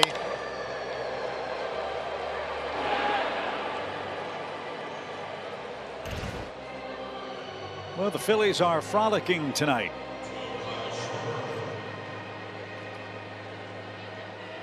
After a tough homestand against the Padres and Dodgers, they have come to Atlanta and have taken advantage of every mistake the Braves have made here in the first game. Schwarber has been walked twice. He's scored twice.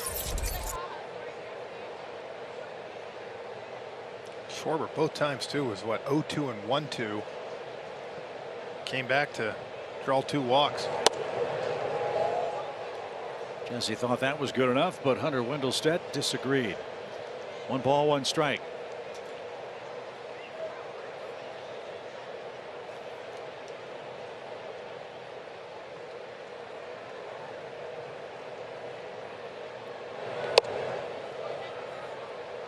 Well, don't despair, Braves country. If memory serves,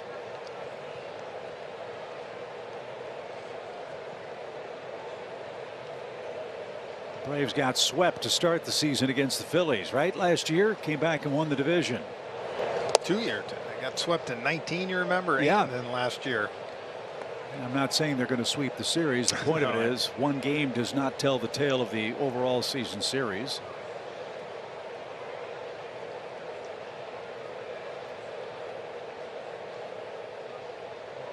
But a rough start here in game 1. And there's a strike, a full count.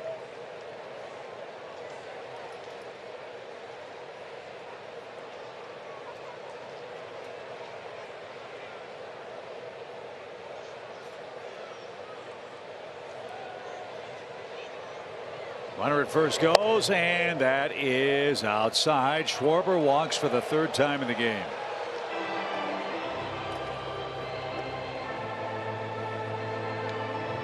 Second walk for Jesse Chavez.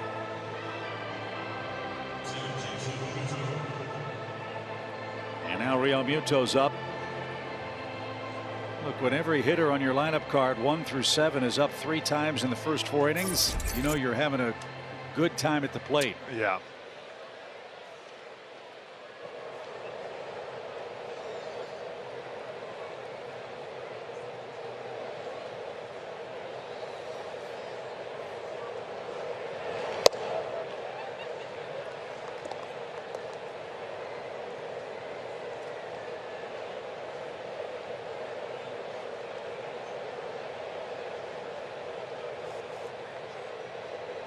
One ball, no strikes for Real Muto, who has singled and tripled. So he's halfway to the cycle.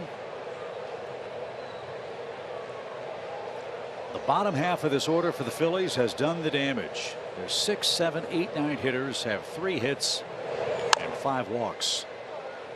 And they have scored 6 runs. Well, that was the end for Tucker against Realmuto. Got ahead of him with 2 good fastballs in and away.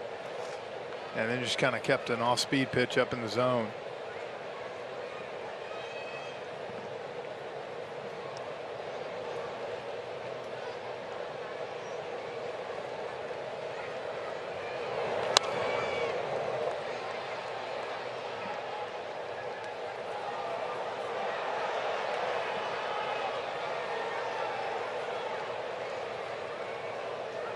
Realmuto hitting 130 this month.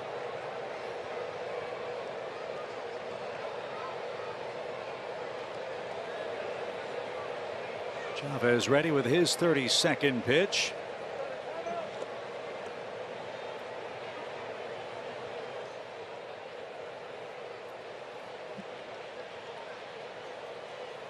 The stretch, here it is. Outside, it's 2-2.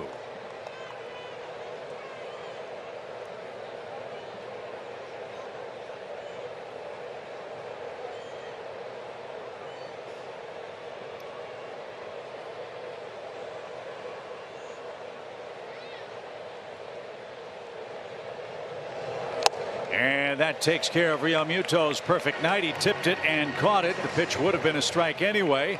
The Phillies had a run. Middle of the 4th inning. It's 7-zip.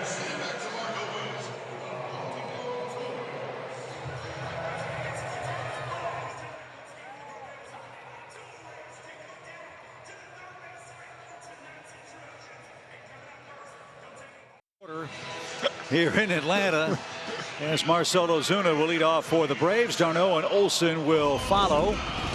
Marcell Ozuna's good work of late. Jeff, our Zaxby's indescribably good play.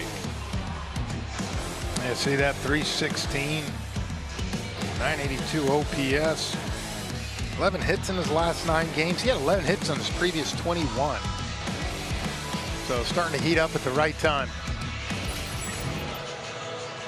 And to tell you how things have gone tonight, the Braves get a hit with a runner in scoring position from Ozuna. Great approach, hit it to right center. Roman Quinn made a terrific grab and throw to the plate to erase William Contreras with what would have been the game's first run. And that has been more than enough for Zach Wheeler, who has struck out 7 hitters in his first 3 frames. And in for a strike. It's 0-1.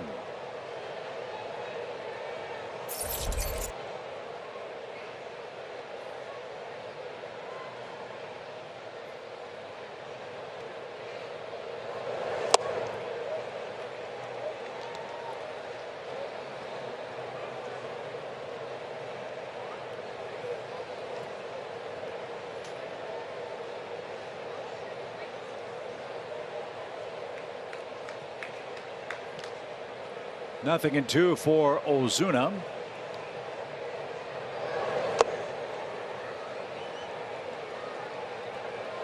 And he'll see another.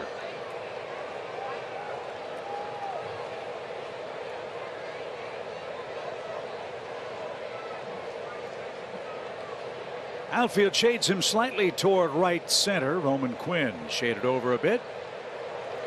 Ballpark needs a jolt here. Let's see if Ozuna can provide it.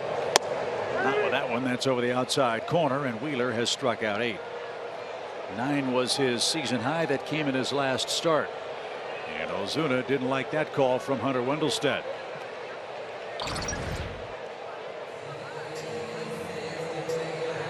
Pretty good pitch right there. It's one of those, Chip, looks, just because of that cutter, looks farther out than it is. You'll go back in and take a look at it. And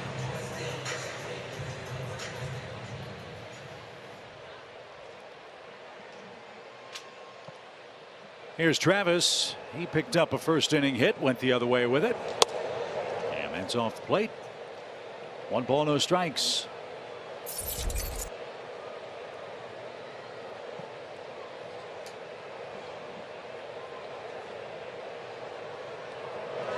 This game began offensively with such promise for the Braves. The hard thing is when you get behind 6-0 like this and you got a dominant pitcher, you see early on, you saw those balls to right field, Chip. We thought they had a great approach, and now you can see him settling in, and just 7 out of the last 8 hitters have struck out. It's tough when you're facing a guy like this and you let him with a 7-0 lead. 1 ball, 2 strikes. Base is empty for the Braves catcher, and Wheeler ready. And he puts it in play to second. That'll be the second out of the inning. And before we get to Matt Olson, let's take a quick message from Landmark. Hi friends, I'm Chip Carey, in between innings for Landmark More. Landmark's hitting it out of the park every day. That's why they're #1, because nobody beats the Giant. Nobody. Matt Olson's up. He had a couple of batters aboard in the first inning and struck out.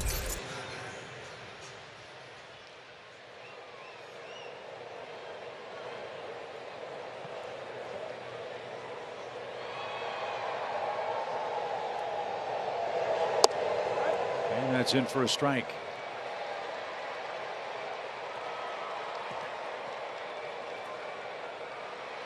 Nothing for the Braves hitters to eliminate from Zach Wheeler tonight.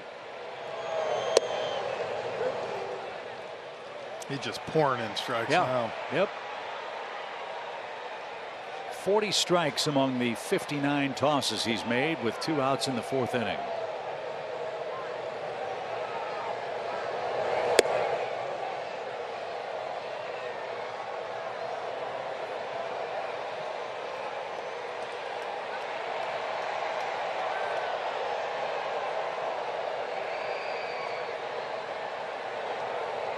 The 1-2 in under his hands, and Olson couldn't catch up to that. Zach Wheeler equals his season high in strikeouts, back-to-back games with 9 of them, and he leads by 7 through 4.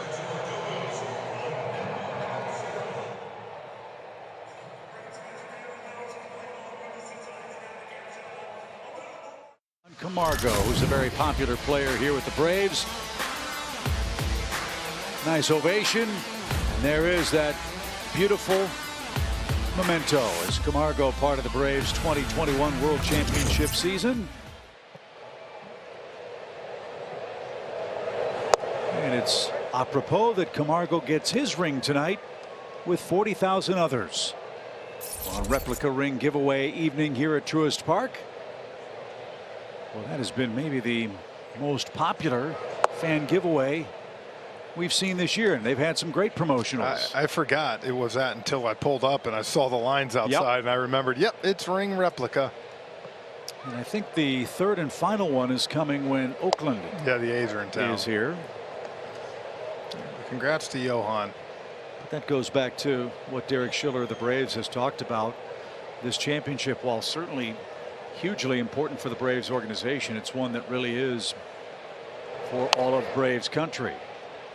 And I think it's a great idea that they've had so many folks come to the ballpark, and fortunate enough to get here for the replica ring giveaway. To get one early in the season tonight and later when Oakland is here.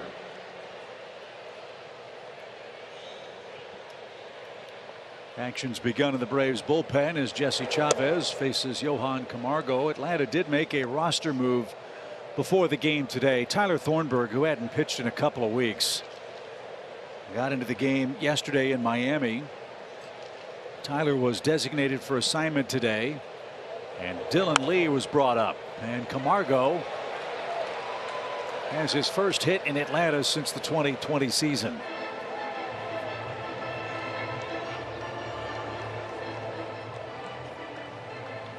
A leadoff single here in the 5th.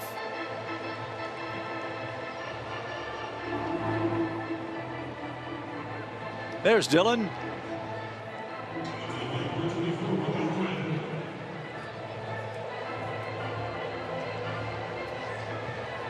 Quinn has walked, scored, and doubled home too. That was the miscommunication in center.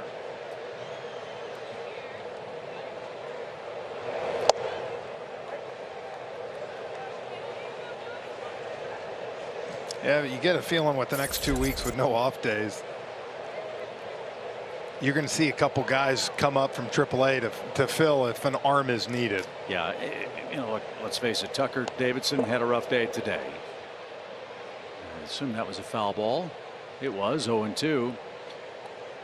What we have seen with the injury to Tyler Matzik and the loss of Luke Jackson is at times, Jeff, a need for someone else to pitch multiple innings in the bullpen, whether you're up big or down big. There really isn't that guy right now who's established in that role. You can't use Spencer Strider every day. No.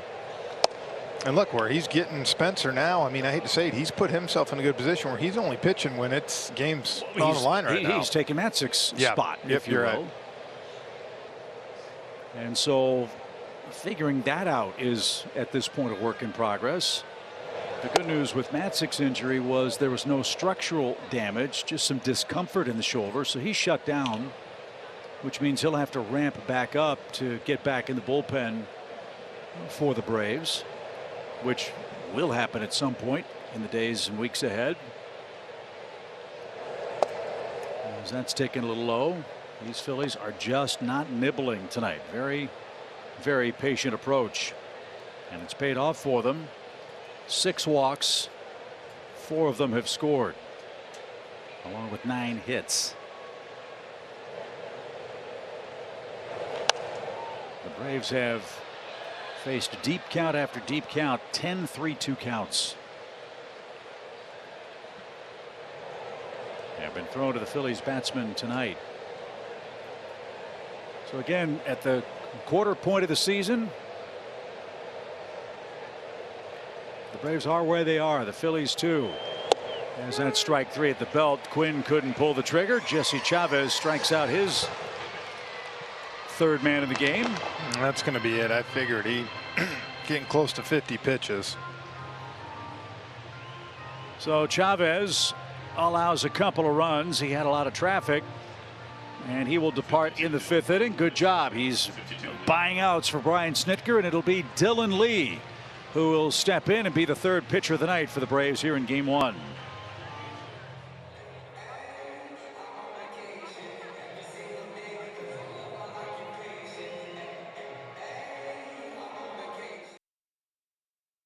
Earlier today that he got the call this morning as he was in Gwinnett getting ready to travel to Norfolk, and the coach's staff kind of said, hey, sorry about your off day, and he said, are you kidding me? I'll give up this off day anytime if it means coming up to the bigs, of course. And guys, we remember seeing Dylan towards the end of last season, and he said, you know, I was kind of surprised by how I got accepted by these guys last year, just feeling like I might be the black sheep, but I wanted them to know I'm not here to step on any toes. And now he's had a chance to, of course, start the season in Gwinnett and work on some of the things that last season we got to see and just kind of fine-tune those. But I know Dylan certainly thrilled to be back up here tonight. Yeah, it's great to have him here too, Kelly. Great report as he faces Rhys Hoskins. Dylan impressed in Gwinnett, a 1.54 ERA last year, and became the 2nd pitcher in big league history to make his first career start in the postseason in the World Series. The other man to do that, A.J. Minter, who turned the trick in the COVID year in 2020 in the NLCS. I don't think you'll ever mind that call. Oh, I don't need to go there. I'll just drive 20 minutes down the road. Yeah, I know traffic can be a problem sometimes, but I'll handle that to get to the big leagues again. Dylan threw in 2 games late last year. 2 innings, 3 hits, 3 strikeouts. And the guy with a big arm. As this one hit a mile high by Rhys Hoskins. Wow. That one would normally bring rain. And a nice grab by Dansby Swanson. Lee gets his first man, and that's the 2nd out of the inning.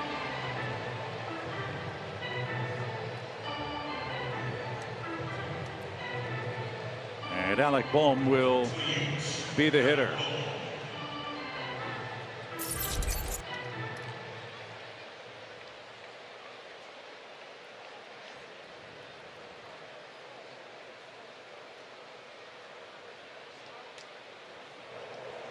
Two hits for Bohm with a sandwiched in between strikeouts tonight. And That's inside. 1 ball, no strikes. When the Braves come up in the 5th inning, they'll have Albies, Riley, and Duvall up in game 1. Braves went 10-9 against the Phillies last season. Wouldn't surprise me if we have a similar final mark again this year. I think both managers would agree their teams are a lot better than they have played in their first 40 games. And tonight the Phillies, behind Zach Wheeler, have a big 7-0 advantage.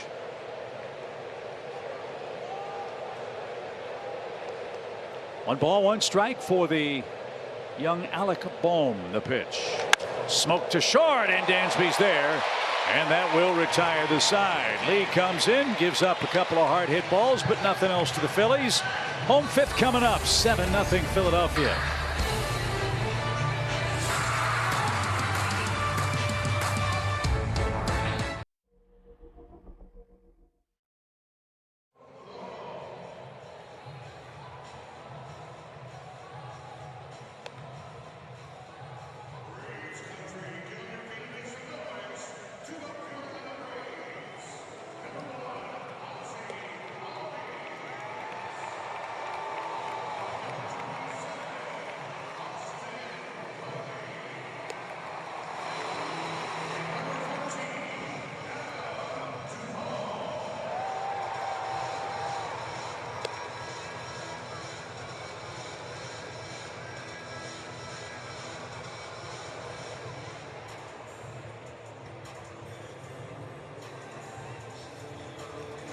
Big crowd in Atlanta tonight for game 1 between the Braves and the Phillies. Let's look in on our Xfinity live look cam. Braves need to get rolling here. They are in the home 5th, trailing 7-0. The Phillies have out hit us 9-3.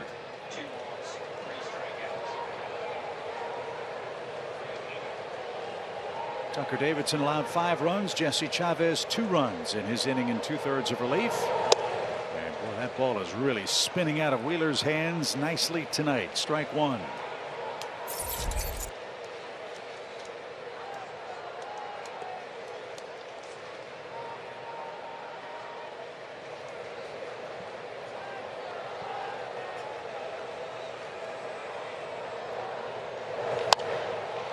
In the air to center. Not too deeply hit. Roman Quinn is there, and that's out number 1. Another tale of this game I think we can tell is the difference in what Tucker Davidson was able to do and what Zach Wheeler is doing. Tucker had a bunch of full counts, 7 of them to be exact. Zach Wheeler, on the other hand, Jeff, has thrown strike 1 to 12 of the first 16 hitters. Yeah, I mean, that's when you get behind a guy like that, it's going to be tough. And again, we'll go back to that first inning, Chip. I thought we had such a good approach. You fall behind 6-0 against a guy like this, it's so tough to scrape your way back. So instead of thinking about the big picture and scoring 8 runs in this game, I would assume as an offensive player you're looking for any kind of positive, anything good to take out of this. What is that? Something like that, I would assume, for Riley, right? Who's needed it. Ball got away from Quinn for a moment, and Riley will move up 90 feet. Actually, he just slipped on that turf out there. I think that ball, do you see how it kind of hooked, Chip? Watch this right here. He squares it up, and the ball kind of hooked on Quinn. And he tried to plant right there and just fell down. I had to take my eyes off Quinn to see what Riley was going to do. You're right, just a slip. Yeah. That ball was squared up. That was nice. But again, where did you see them use the big part of the field? So this is the first time that Wheeler's been in the stretch since the first inning. Let's see if that causes him some difficulties, as Adam Duvall is the batter.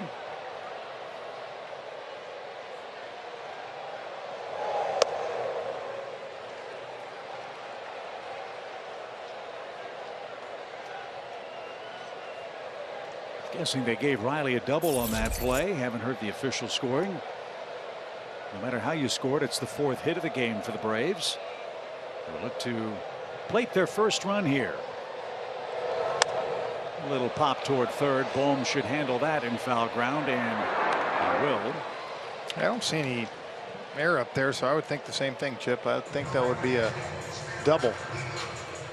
So again, the question still stands. Riley's hit notwithstanding, you look for positives any way you can get them. What are those things that a hitter looks for in a game like this? 7-0. Well, you know, look, you want to see Austin Riley get going. You'd love to see Matt Olson get going. You know, we felt like Dansby's really starting to swing the ball a lot better than what we saw the first 3 weeks. The same thing here. You know, a 2-out RBI, base hit here.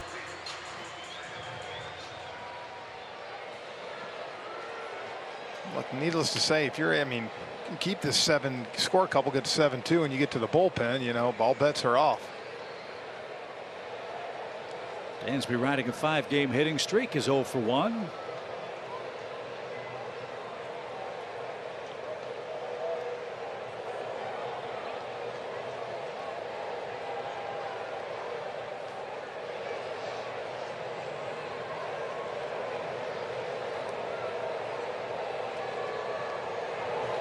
That's in for a strike. It's time for our Coors Light Beating the Pressure feature. That's been Dansby Swanson, the Brave shortstop. He's been great at home against Phillies in his career. 352 with over a 400 on base percentage. And to go show you, 143 in his first 14 games, 275 the last 27 games. And great defense. I mean, great. He put on a show on that road trip for the Braves at shortstop.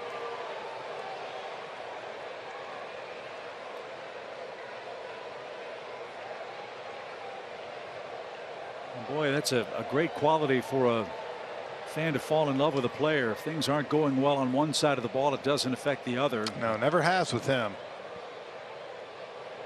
Let's see if he can shorten up and punch a ball cleanly here with 2 strikes. Wheeler ready. Here it is. Good take. It's 1 and 2.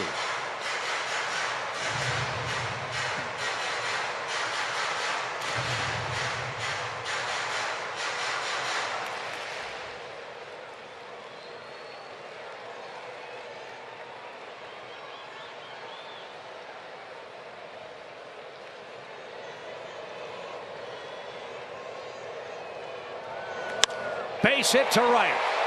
Here comes Riley around third. He will score without a throw.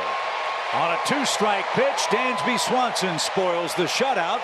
That'll force a few more pitches for Wheeler. Get you to the top of the lineup card, and you got some action in the ballpark. All of a sudden, it's a 7-1 game. Well, think about this. That's the 5th hit for the Braves now, Chip. 4 to right field, and 1, the Austin Riley one up the middle. It's the approach that you have to have with Wheeler. And great job by Dansby. They're going to give you that hole.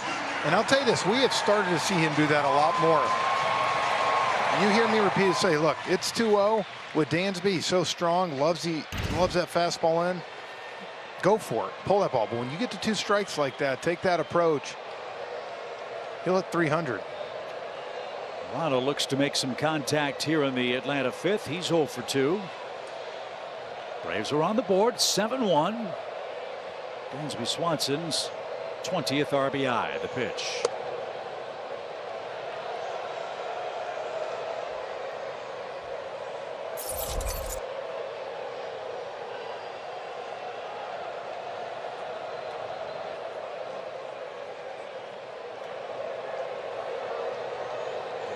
Huge hole right side for Ronald.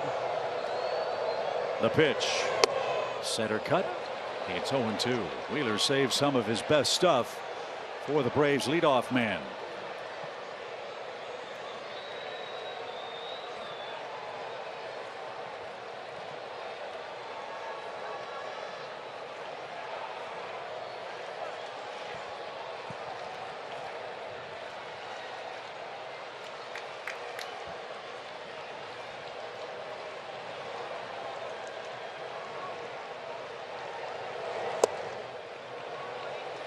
We watch the way Real Muto catches Wheeler's pitches. This is not a criticism. This guy's stuff is moving so hard. Oh, yeah. You see how big of a workout he gets behind the plate. Well, Wheeler's so tall and big, so he's got that downward plane on the ball.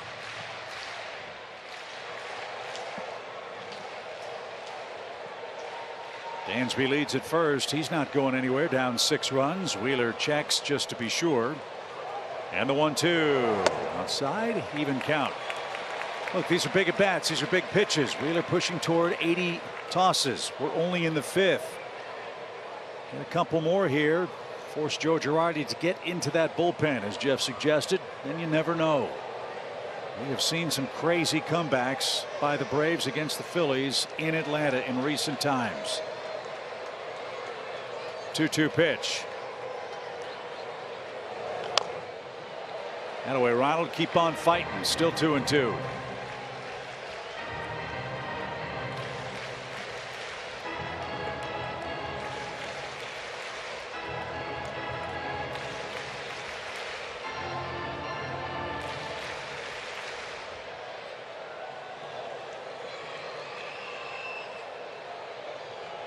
Wheeler's still pumping fastballs in there. 96, 97 miles an hour. The 6th pitch of the sequence coming up to Ronald. Here it is. Fouled straight back. Had it covered. Whew. What a cut. Good to see a 7th pitch.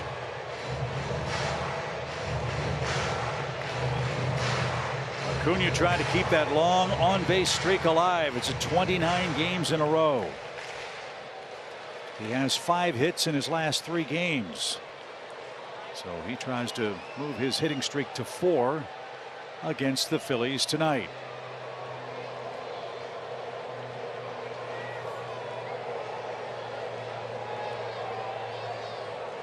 Again, the 2-2 pitch from Zach Wheeler. Broken bat roller toward Bowman third. He'll glove, grabbing the gun to first, and Hoskins stretches out. And that retires the side. Dansby Swanson with an RBI hit spoils the shutout bid. Atlanta's on the board after 5 at Truist Park.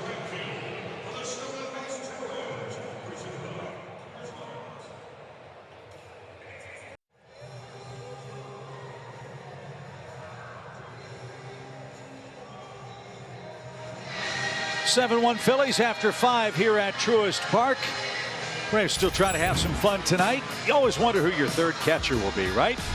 Well, here it is on our T-Mobile coverage cam. It looks like Orlando Arcia was out there. And look at Max Fried fired up as Arcia not only got back to the dugout unscathed, didn't hurt himself. Well, I think we know who the emergency catcher is. There you go. And I think we know who's up to bat. Yep. Bryce Harper. This will be a fun matchup for Dylan Lee. Bryce Harper at 296 on the year, and he jumps on the first pitch. Olsen, pitcher covering, got there in time, and Harper is retired. He's now 1 for 4 in the game. Harper's pulled the ball 3 out of the 4 times he was up there tonight. And here's Nick Castellanos. He's grounded out 3 times, once into a double play.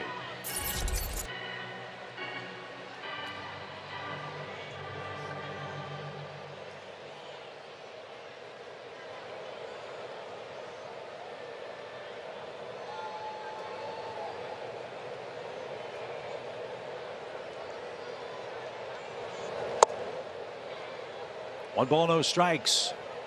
Same 2 teams match up tomorrow night. We're on the air at 6:30 again with Braves Live.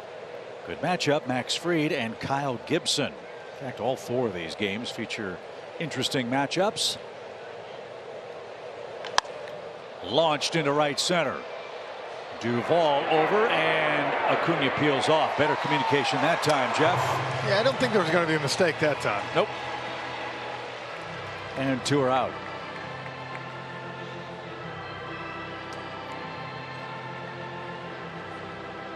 Lee doing nice work. 4 batters faced, 4 retired. Here's Gene Segura. Segura with a soft hit off the end of the bat drove in a Phillies run in the 4th.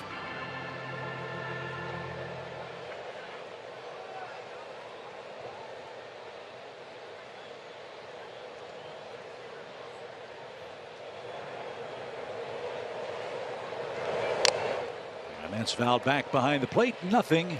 And 1 your count.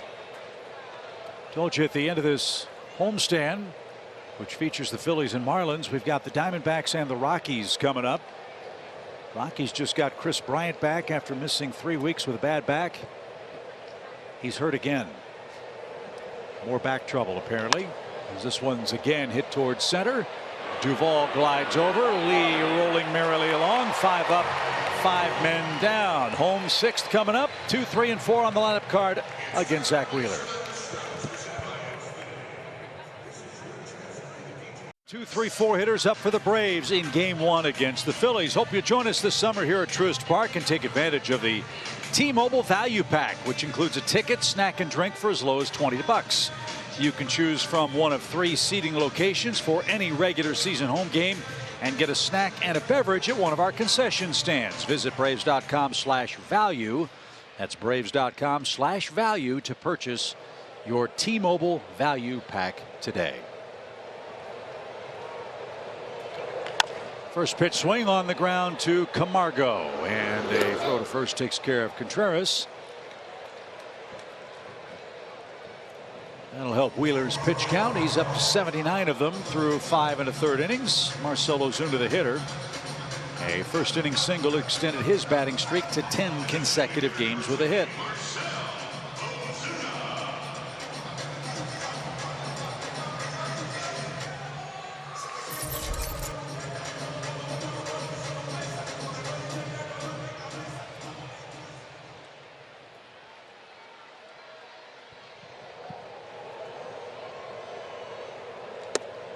Right there, a strike.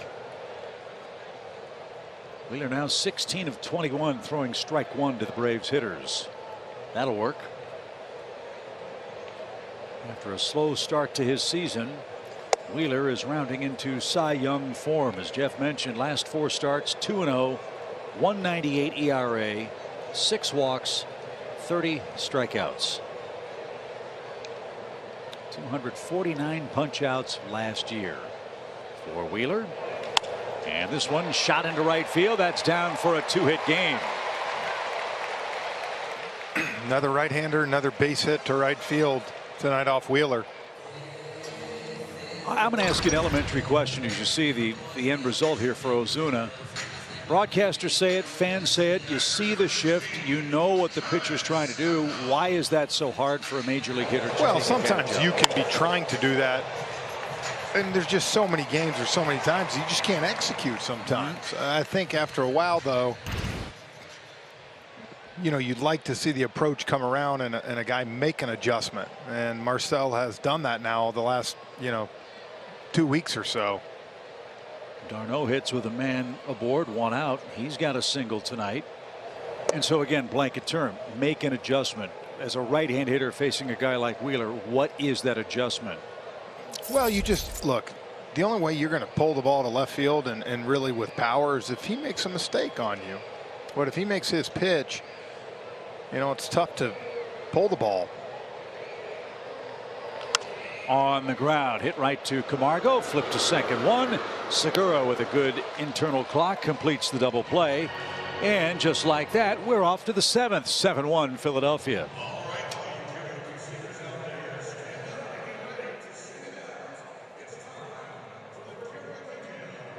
Club is the largest climate controlled premium space at Truist Park. Unique food options you won't get anywhere else, like the Cucina wood-fired pizza oven and a renowned Daseki sushi featuring fresh rolled sushi and poke bowls every night. Grab and Go Market is there too for quick and healthy options. Join the 2023 Xfinity Club priority waitlist at Braves.com/premium and be the first to know when space is available.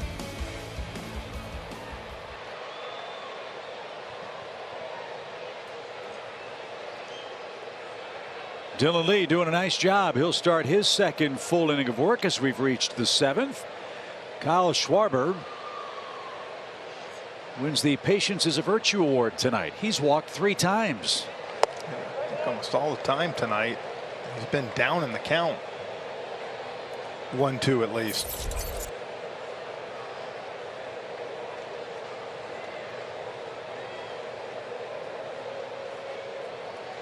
Schwarber, part of the Cubs World Championship 6 years ago. Brought in by the Phillies to bolster their offense.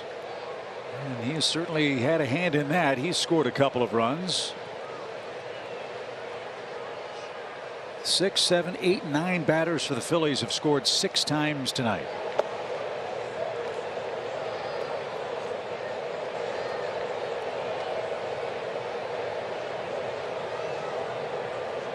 heard Kelly mention a little while ago, Dylan Lee got the phone call. Hey, you're losing an off day, but you're getting big league service time.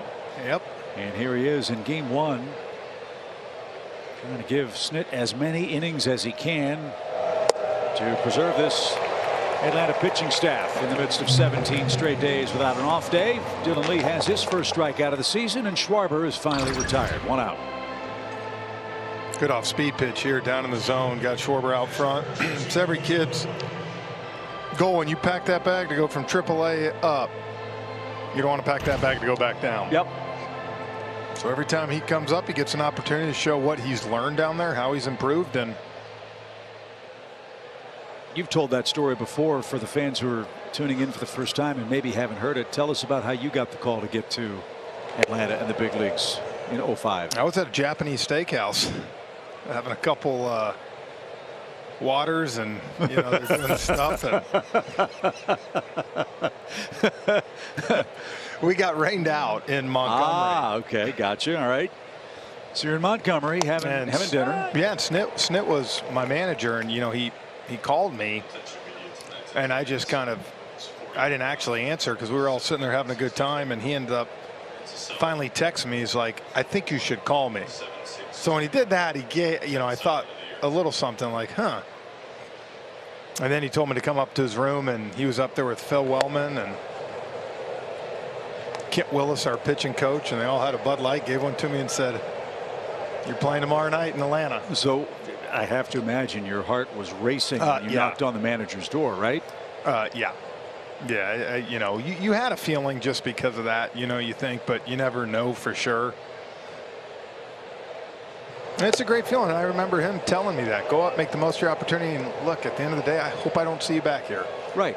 You know, and as Snit said, that's always the great part of your job when you're in the minor leagues, being able to tell guys they're going up. Yeah, and I've said this to Snit before, and other major league managers too.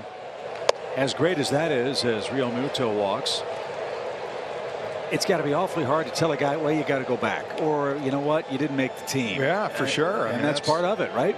That is, and I think, you know, that's part of being a minor league manager, telling guys you get to deliver the good news, you get to deliver bad news, and like you said, sometimes when you get a guy back, now it's, hey, what do we get? Well, let's go to work. What do we got to do? And that's what you think about Dylan Lee. You think about the other guys that have gone down. You know, Bryce Elder, when you go back, you knew what you did up here. You knew what was successful, you knew what wasn't, and so now you go back down and, you know, you try to work on what you need to do to make yourself stay here. Kyle Wright's a perfect example of that. Guy who was up and down 3-4 times. He finally figured it out last year, and now he's a key man in the rotation.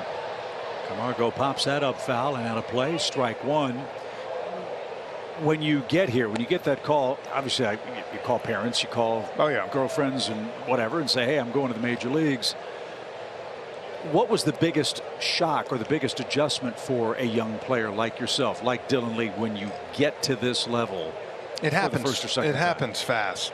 You know, it was really fast how it happens.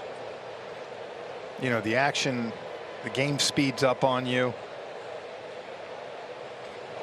That's why you always hear, you know, how the best players could always slow the game down all the time. And so I think that's the biggest thing, you know, in riding the roller coaster of having a great night than having an 0-for-4 night. You know, as a young kid, you have to play with a lot of emotion. And wondering, is an 0-for-4 the end, right? Is that it? And that's what I said with Kyle Wright now, it's so nice because he knows he's pitching every 5 days. He's earned that right. But at the same time, you kind of have to go through some of those struggles to get there. 2 quick strikes on Camargo. This one's rolled foul. I think Snit does a great job of that. I thought Bobby Cox did a wonderful job of that. Not every kid that comes up has immediate success. And a name that pops to mind immediately, Kelly Johnson. Yeah. 1 for 24 or 42, some crazy number. Bobby threw him in the 3-hole when Kelly came up. And so, yeah, but, you know, he keeps letting you go out there.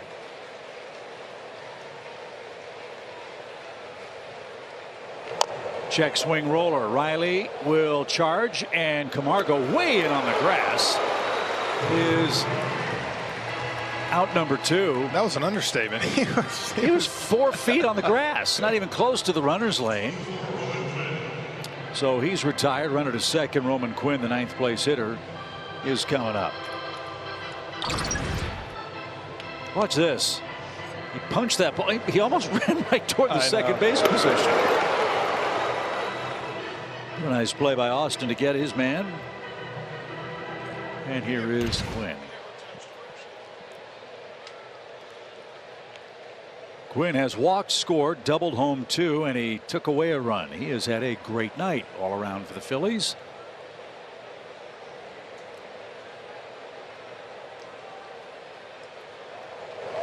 And I just got a text as I was reminded. John Sherholtz was on our team. He was there both when Brian McCann got called up and myself. I didn't stick them with the bill. BMAC did. Really? BMAC stuck us with the bill at O'Charlie's when he got called up in Tennessee. So just saying. Wow. So when you want to talk about me being short-armed and not getting my wallet out,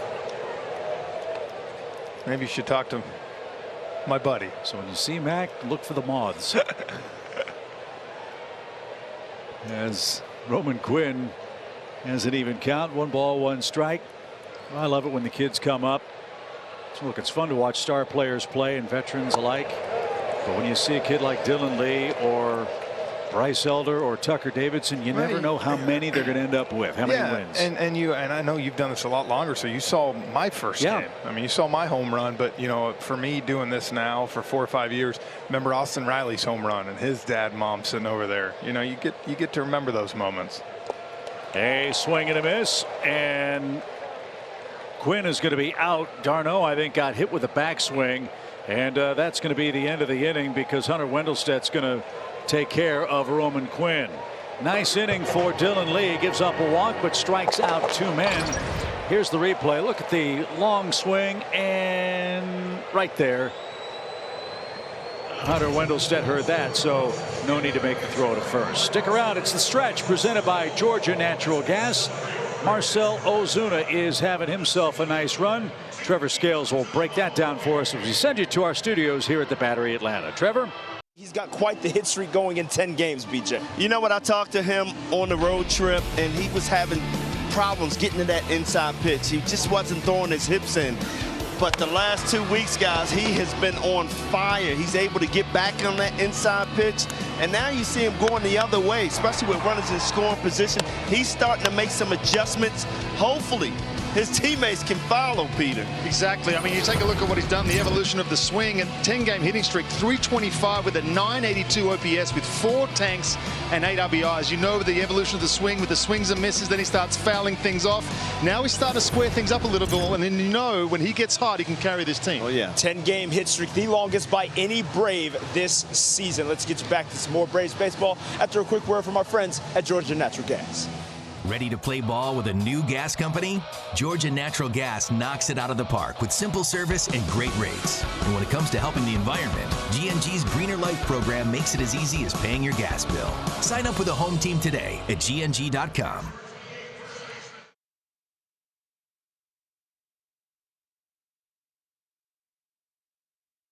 The step of Trevor Scales during our stretch segment. We want to congratulate Trevor and his new bride, Bree. They were married on Friday. And Trevor, congratulations to you and your beautiful new bride. We wish you and she a lifetime of happiness, and we're delighted for you and so thankful that you're spending your time with us instead of going on a honeymoon somewhere. Well, I'm glad she said yes. Well, that's the final thing, too. Yeah, well, so congrats to Trevor. Let's see if we can get Matt Olson on the board here. Matt is 0 for 2 with a couple of strikeouts tonight. Zach Wheeler has punched out 9 Braves through 6 innings. Pitch count reasonable. He's at 84. And in for a strike. Big story for the game tonight. Brian Snitker shuffled up his lineup card. Contreras hitting second, playing left field. Ozuna third, Olson fifth, Riley seventh, Duvall eighth. Braves had a great chance in the first inning with 3 hits. But tip your cap to the Phillies defense. They made a great play to shut Atlanta down. You know, this game is obviously not over. I'd have loved to seen what this game would have looked like if it could have been kept close early. Yeah. With the approach those guys were having. Or you get the first run, and as good as Wheeler is, then all of a sudden the pressure goes to the Phillies, who haven't been scoring a ton of runs, as you pointed out in the open. But instead, they were able to kind of get some early and really took advantage. And then with a guy like this, it's a tall order to come back. 1 ball, 2 strikes for the Braves first baseman, Matt Olson. And that's taken low. It's 2-2. Wheeler has had very little stress in this game other than the first inning. He's still throwing very hard. And he brings it again. Olson pops that toward the Braves dugout and into the seats. Another fan from Valdosta, Georgia, comes up with a souvenir.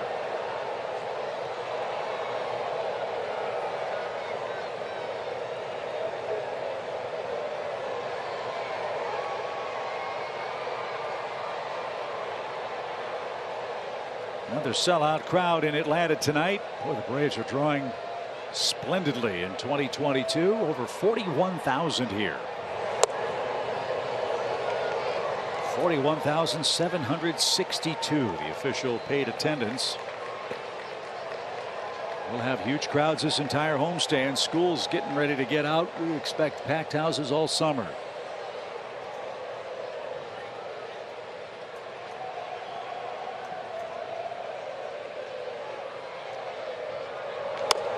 Olson got jammed. Wheeler can't get it. Segura with the bare hand flips wide at first, and that's off the netting.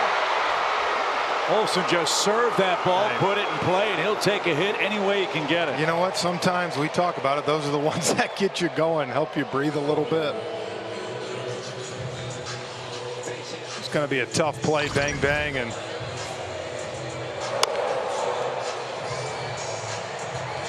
once it got past the mound, then it was a race. And Olson won it. So there's a start in the 7th. The Braves need 6 to tie. They've got 9 outs left. And Hoskins couldn't flag that one down. Ozzie, the hitter, he's 0 for 2. He tries to extend his batting streak to 6 games in a row with a hit. The Braves have 7 hits in the game. And in for a strike. Ozzie didn't think much of that.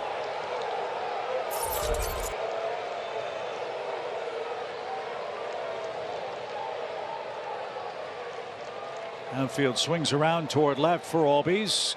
Camargo's the only Philly defender on the left side of the diamond. He's in on the grass. And the 0-1 pitch.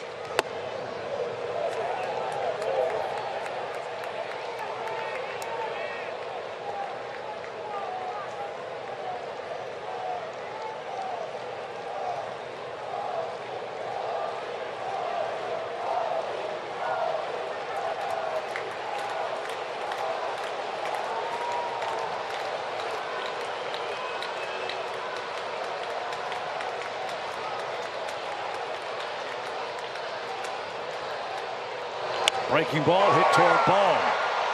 There's one, and that's all the Phillies will get.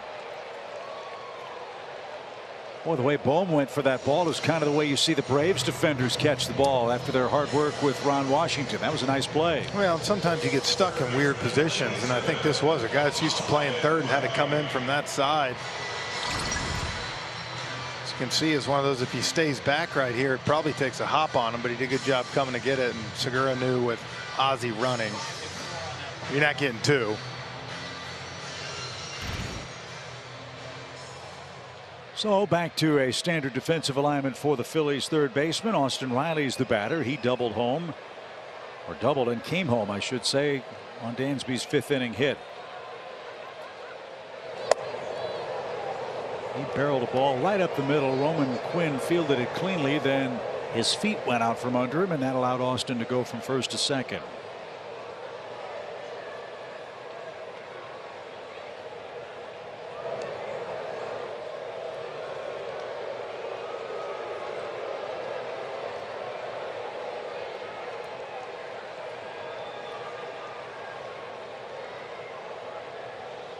(7-1) Phillies. 3 in the second, 3 in the third, 1 in the fourth. Oh, Riley almost got nailed. That one all the way to the backstop. And Ozzie Albies into second base. That's about as bad a miss as Wheeler's had all night. Start to wonder if he's getting a little bit tired. You start to see that right arm like that run in, Chip. That's 2 times now he's missed way inside. Yeah, I think they should take him out of the game right now. Yeah, it's 96 pitches. Yeah, save him up for next week.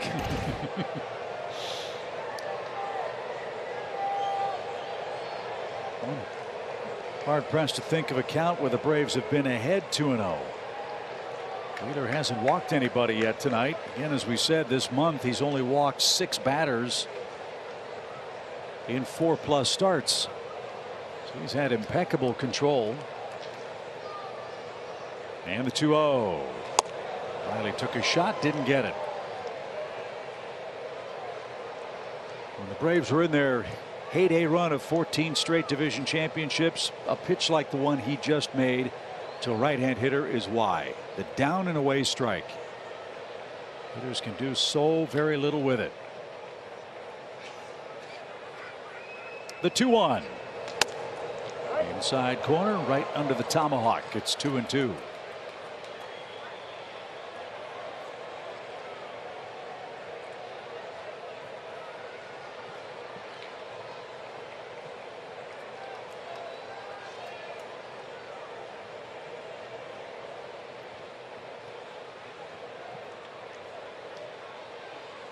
Wheeler ready. Pitch number 99 on the night. Here it is.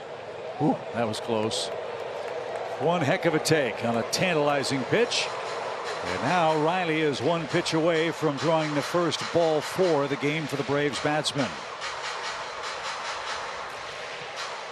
So far, better job the last 3 innings of putting the ball in play. Atlanta has not struck out in the 5th, 6th, or here in the 7th.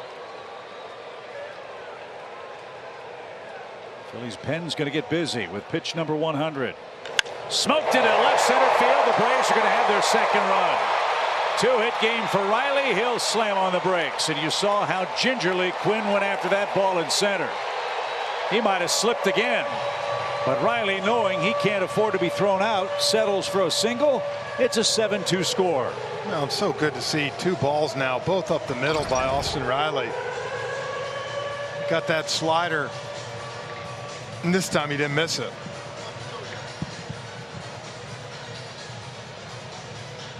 Caleb Gotham is the Phillies pitching coach. He's going to make his way to the mound and give Wheeler a bit of a breather. Juris Familia is the man throwing in the Philadelphia bullpen. And while the Fightins chat, let's enjoy a quick message from Zaxby's. It's the new Signature Club with bacon and cheese. Remixed by Zaxby's.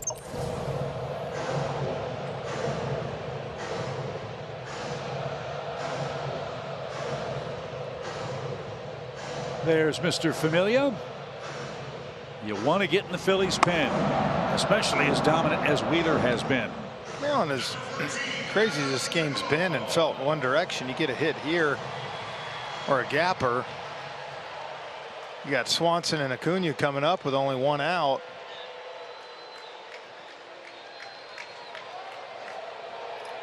Crazier things have happened between the Braves and the Phillies. 7-2, 1 out, 1 on. Adam Duvall is due.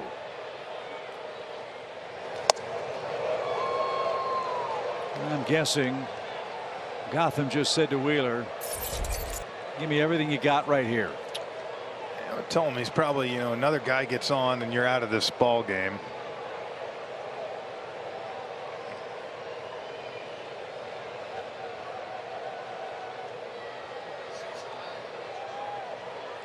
Season high for Wheeler, 101 pitches. Here it is. Well, I would imagine with that shortened spring training, he got off to kind of a slow start. This was a guy last year. It was not uncommon to see him throw 115, 120 a lot. So I think, like anything, they're trying to bring him along.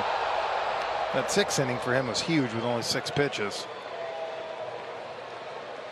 Atlanta has 2 hits in the inning. Riley with an RBI single brought home Ozzie Albies. And now Duvall in a deep 2-strike hole. Riley leads at first. And Wheeler brings it. Well, doesn't it seem like 5 years ago that we were talking about a shortened spring training? Yeah. We are on May the 23rd. Game number 42 for the Braves. We've reached the quarter mark in the championship season of 2022. 1 ball, 2 strikes. Outfield shades toward right. The pitch. And it turned on that.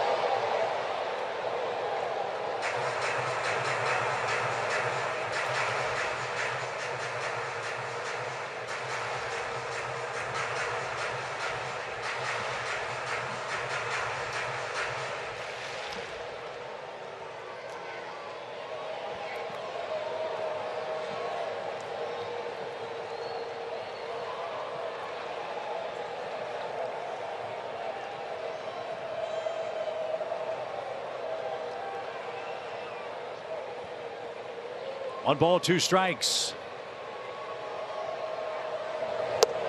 And that is strikeout number 10 for Zach Wheeler. Duvall has been fanned twice. This might be it. After 105 pitches, Girardi looks like he's getting ready to come get him. He's at the top step, and yep, Caleb Gotham said, look, give me everything you got, get Duvall out, and leave after 6 2/3 with 10 strikeouts. A new season high for Zach Wheeler. His career high is 14. And had the pitch count not gotten to him, he would have put in an even stronger performance in Game 1 for the Phillies. He leaves with a 7-2 advantage in the 7th at Truist Park.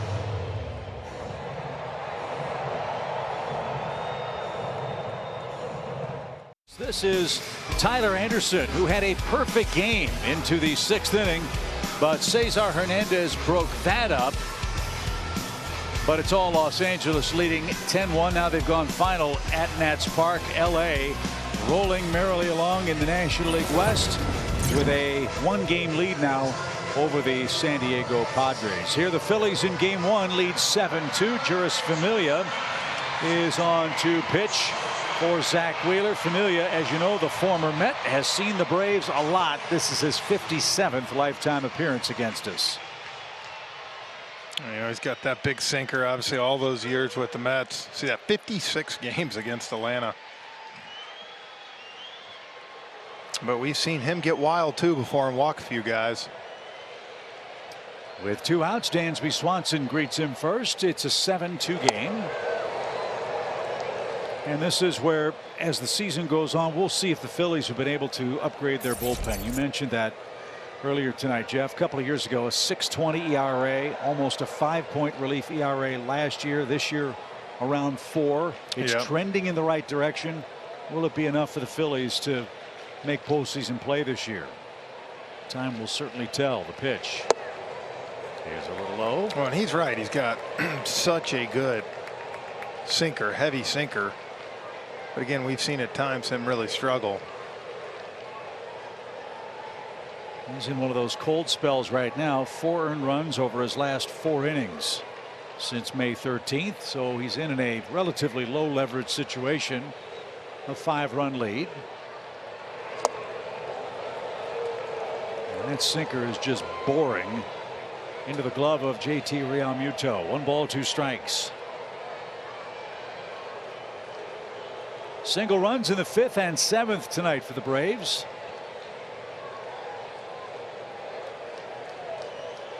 Too many walks and a few too many adventures in the outfield have cost him to this point. 1 ball, 2 strikes. Riley at first, and Familia pauses and brings. Almost hit him. 2-2.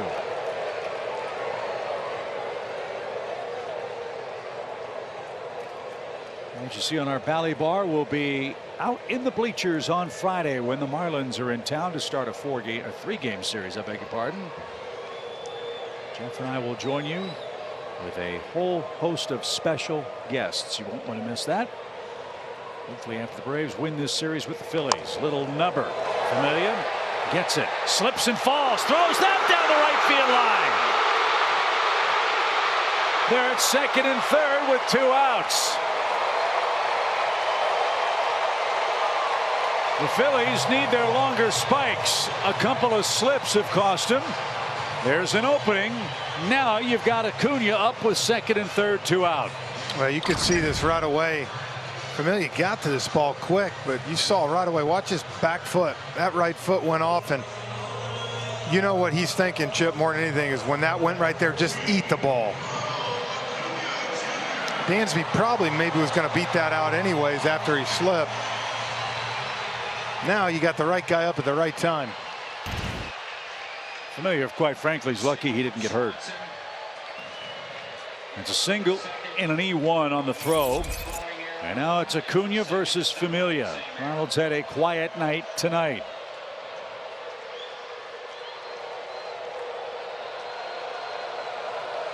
Ronald has faced Familia 5 times. First the pitch. Familia has walked him 5 times. Yeah, hard to believe. Now you can see, I'm sure with Ronald, he's going to try to throw that 2-seamer in, and with those numbers, goes to tell you Ronald's just taking that pitch.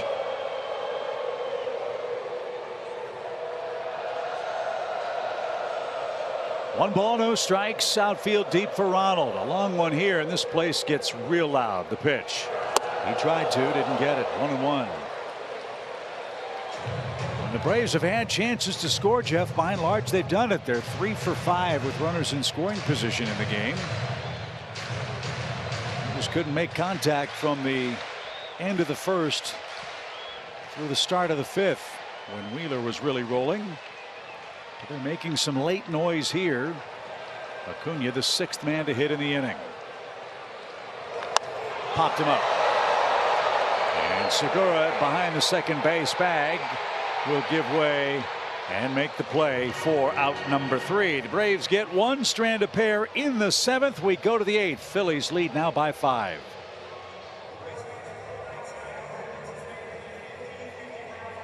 Baseball is brought to you by the GMC Sierra Heavy Duty Truck, the All-South Highway Safety Team, always wear your seatbelt, and by Yellowwood.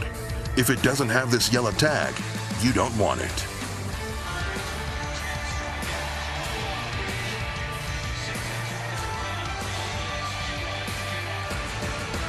To the 8th we go in Atlanta. 7-2 Phillies have the lead. The top of the order is coming up against the 4th Braves pitcher of the night.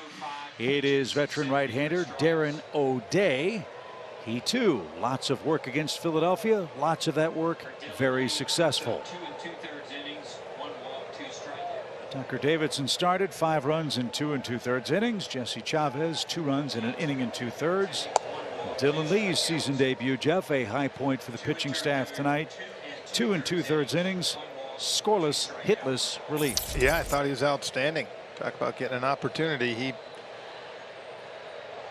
was successful this first one so far. 1 ball, no strikes from O'Day. That's off the plate. And the count is 2-0.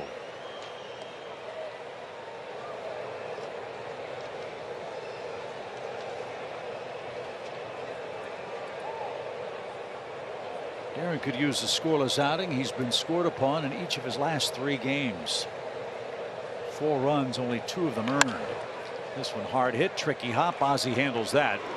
And there's the first out of the 8th inning. Hoskins is retired. He's 1 for 4. And that was Alec Bohm. That ball was hit right there.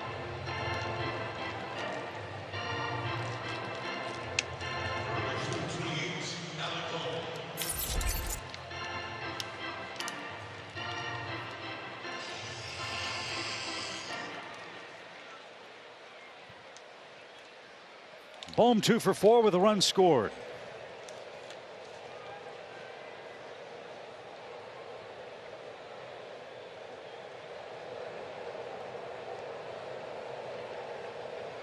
I recall earlier this year, Bohm had a real rough game defensively for the Phillies, made 3 errors and was caught on camera out of frustration talking about how much he didn't like his circumstances. You know, the fans in Philadelphia in so many ways get a bum rap rather than booing him out of the ballpark or out of the Phillies organization. They've really embraced this kid and he's responded.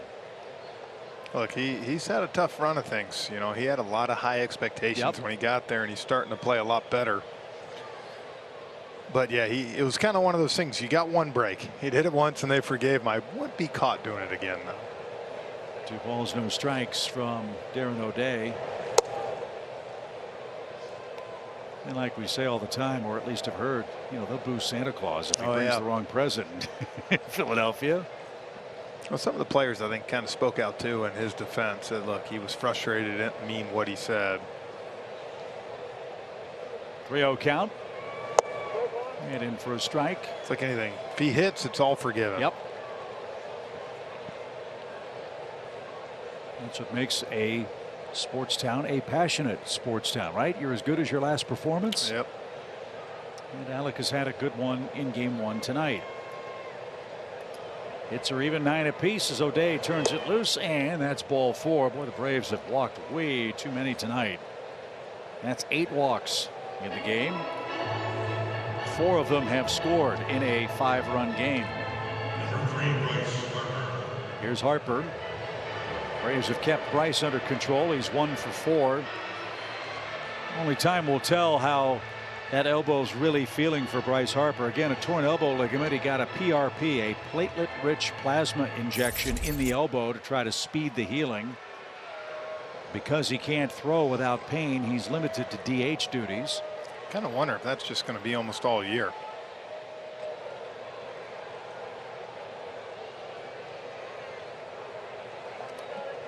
Time was called. We talk all the time about pitchers having Tommy John surgery or elbow ligament issues. It does happen to position players from time to time. And look, Harper, whether you like him or not, fact is he's a 2-time MVP. He's one of the game's bright stars. Our sport needs players like him healthy and on the field.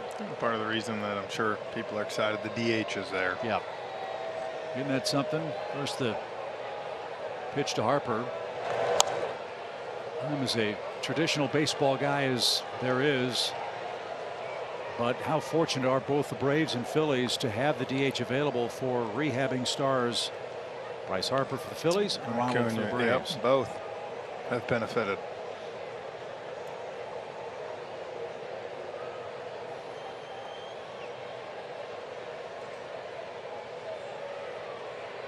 No balls and a strike.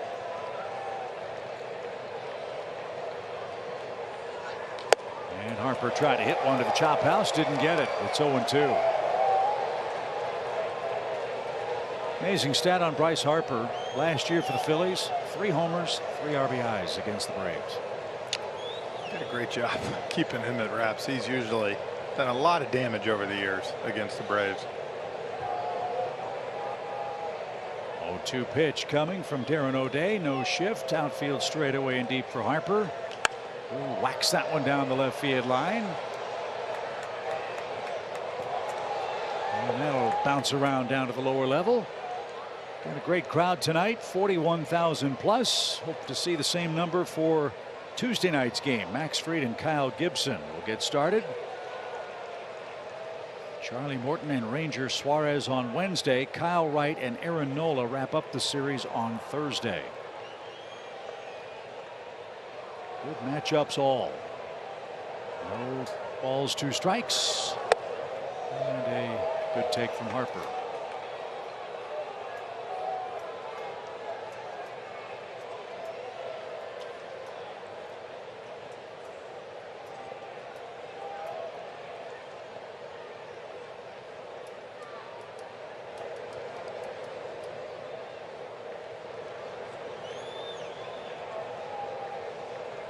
The 1-2 pitch.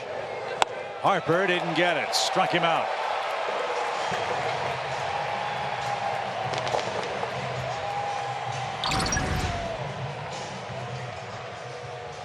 Got him a chase outside the zone. The old riser ball, right? Yep. And they just can't catch up to it. So there's the first strikeout for O'Day. Castellanos, the batter, 0 for 4. He's hitting to a double play tonight. Just 4 hits in his last 26 at bats.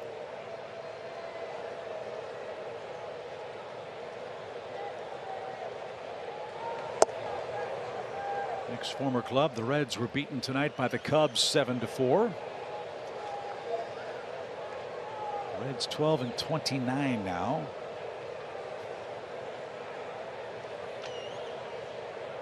Pittsburgh beat the Rockies 2-1. Chris Bryant out again. He's had back problems. We'll see Colorado on the next road trip. The pitch. After the netting foul, it's an even count. Surprise team out west, I guess, Jeff, would be the Diamondbacks. They're hanging around 500. Scoring a bunch of runs. I don't think anybody thought offensively they would be able to swing the bats the way they have. But Bumgarner's resurgence, Zach Gallen, been terrific. New pitching coach, Brent Strom. Yeah. It's probably made a big difference. The pitch, runner goes, grounded foul and out of play. 1 ball, 2 strikes.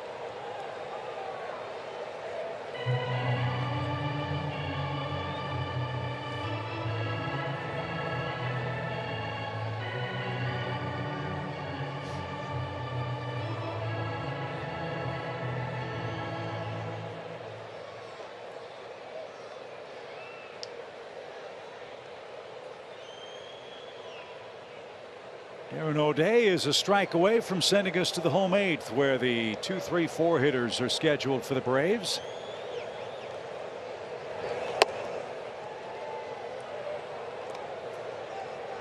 He'll need at least 18 pitches to accomplish that.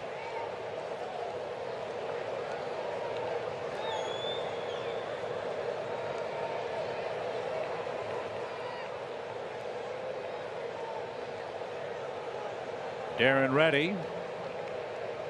And his 2-2.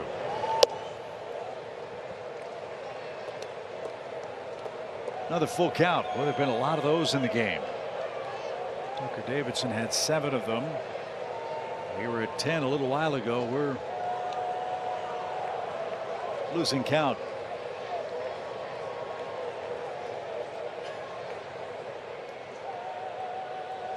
So Bohm will be off with the pitch. There he goes. And a swing and a miss. Back-to-back strikeouts for Darren O'Day. That was a nice inning. And the Braves come up down 5 with Contreras leading off.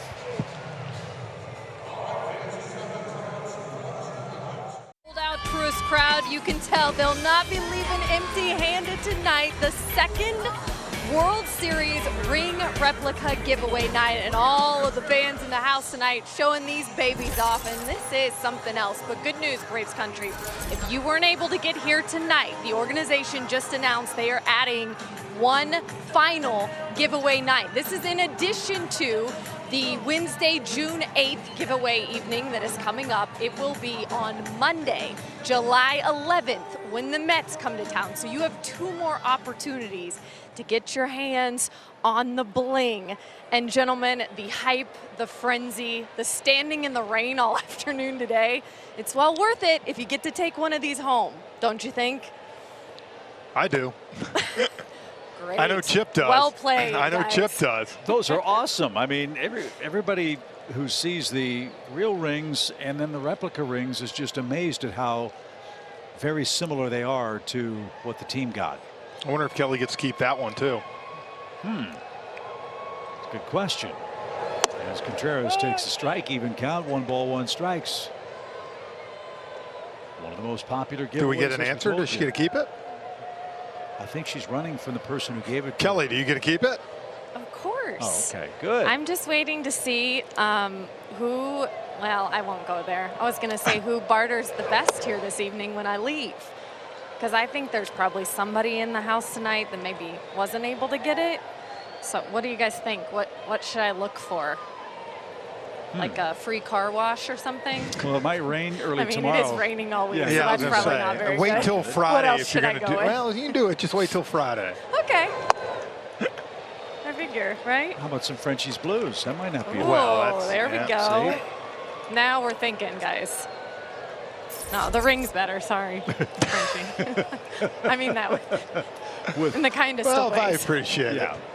Hey, never let the truth and honesty get in the way of a good story, right. Kelly. That's right. 3 balls and a strike. Great report. So July 11th. Nice. Final shot. Add another one. Yeah, love it. And the fact that it's when the Mets are in town is, I guess, a little. That's what I was saying. Do it versus the Phillies, do it versus the Mets. Yeah. You gotta rub it in a little bit. William Contreras had the first Braves hit, a double in the first inning off Zach Wheeler. He was thrown out trying to score on an Ozuna single. His first big league game in left field tonight. And a line drive off the glove of Camargo.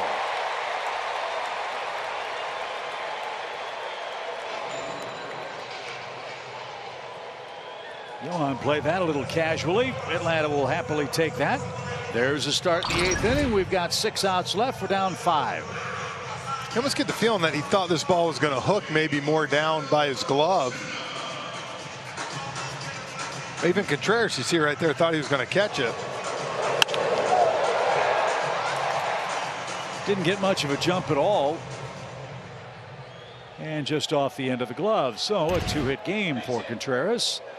And that brings up Ozuna, who's got a 2-hit night himself. Braves about to hit the Phillies 10-9, but trail 7-2.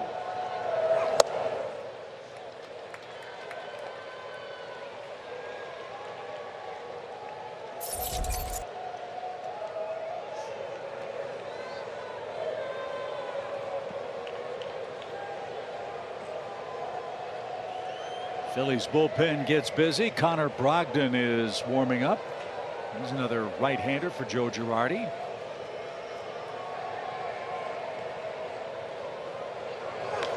Swing and a high fly ball toward right. But retreating is Castellanos and shy of the track. Puts that away. Marcel is retired. Back to first Contreras with 1 man out. Travis d'Arnaud is the batter. Let's update what Travis has been up to. That's our Yellowwood Bringing the Lumber feature. Well, as a former Brave and Met, obviously played the Phillies a lot, and he's done great. Reached base safely in 16 of the 18.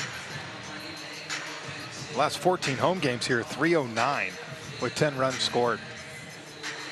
You've said it a couple of times earlier this year. It's worth repeating. He looks like himself again. Absolutely. Well, I think he's healthy. His bat speed's back. I think it's good. Contreras has been playing well, so you're able to rest him, keep him fresh. With a first inning single, now with a 4-game hitting streak that he'll take into play against Kyle Gibson tomorrow, we presume.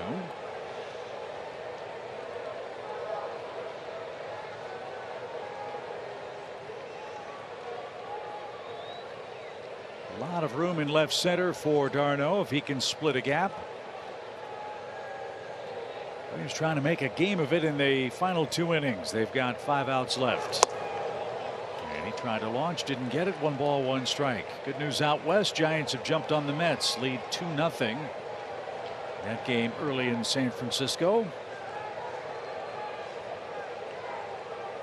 Giants have lost their last 4 games.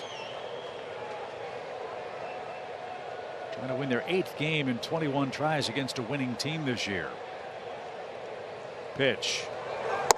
At the knees, a strike, split the plate, 1-2.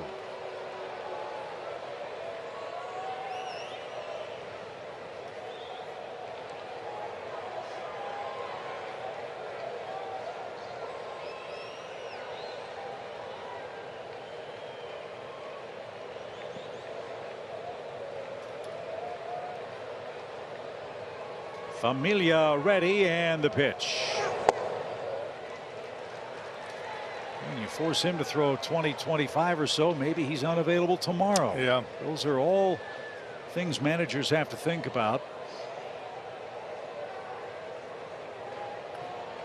Every at bat, every sequence does impact not only this game, but the next couple that follow.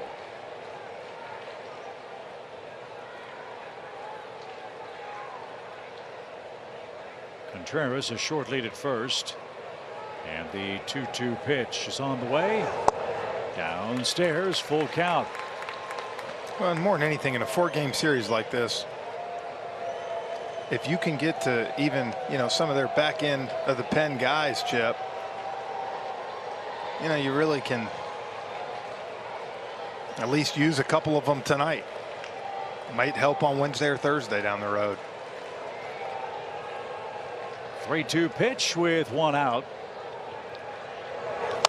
And bounced foul by the Phillies on deck circle. That's something that the Giants have talked about. No matter the score, they're going to force the action. They'll bunt, they'll steal, no matter the score. And part of that philosophy for Gabe Kapler's team is exactly that. The impact it can have on the games that follow. Force extra pitches, make guys unavailable.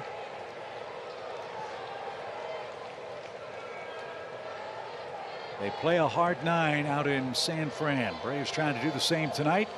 Trying to come back. 3-2 count again. The pitch. Driven towards center. And that's playable for Roman Quinn, who gingerly moves to his right. 2 outs. Matt Olson is the batter, but first a quick message from Delta.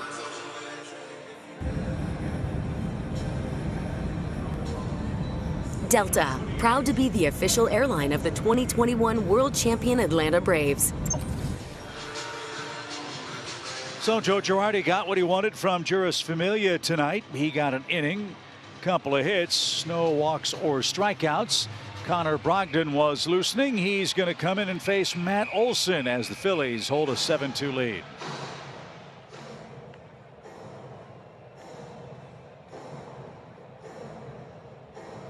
Local Ford dealer.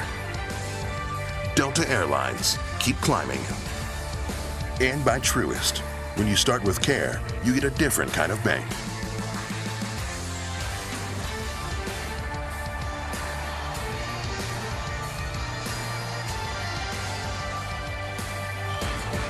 Braves and Phillies meeting in game 1 here in Atlanta. Atlanta hopes to elevate its game with 4 outs left. They've got a runner at first, 2 outs in this home 8th inning. Connor Brogdon is on. He's pitched in 7 games against the Braves. He's been tough.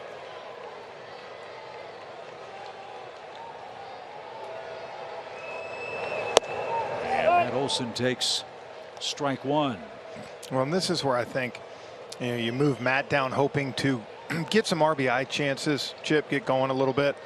The 9 hole this season for the Braves has 26 RBIs, 4 and 5 holes combined 26 RBIs.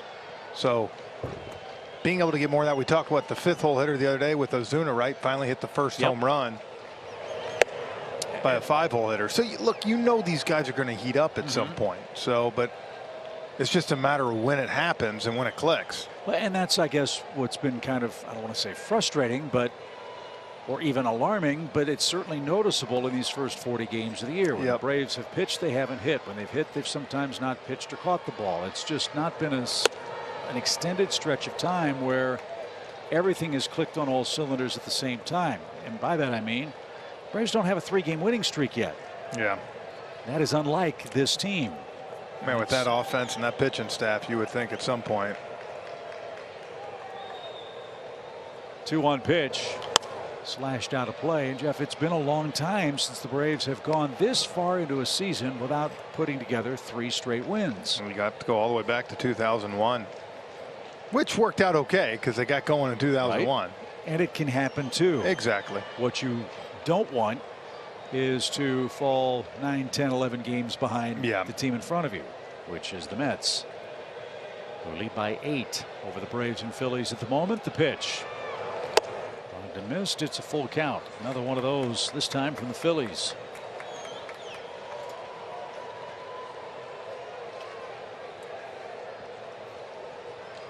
All help's appreciated. Let's see if Brogdon can put the first batter he faces aboard in a 5-run game. With 2 outs, Contreras takes off and Olson takes ball 4. So Braves runners are at first and second. Ozzie Albies is coming up. Well, that'll drive a manager nuts, won't it? Look at Joe Girardi. You got a 5-run lead, got a struggling hitter, and you walk him. And with this Atlanta offense, every manager that plays the Braves knows one pitch, one swing can be the igniter. Look, if Ozzie's able to put one in the chop house, all of a sudden you got a 2-run game with Riley, Duvall, Swanson, and then Acuna coming up behind them. So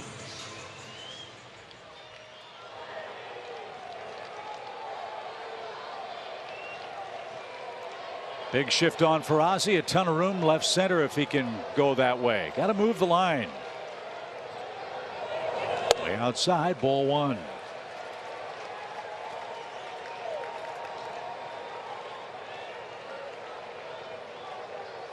Six of Brogdon's appearances this year for the Phillies are scoreless. Made 7 AAA relief appearances. But now in the show facing the world champs. And that one cutting in on Ozzie's hands. He swung at ball 2. 1 ball, 1 strike.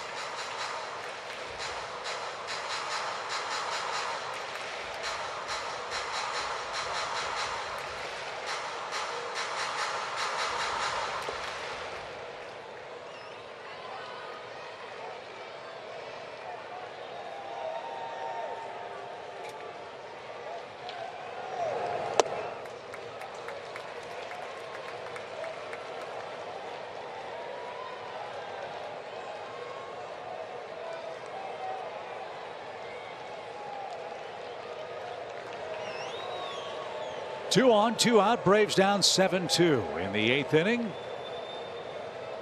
10:30 Eastern time at Truist Park. Good take. 3-1. There is more action in the Phillies bullpen. Corey Knebel. Well, he's their closer. The Phillies know of the nightmares they've faced against the Braves in Atlanta. Well, what you like here, you walk him, you got to face one more, and Austin Riley tonight with 2 hard hit singles, or double and single up the middle. Popped up. That one curling toward the netting, and it is atop the Phillies dugout. Full count.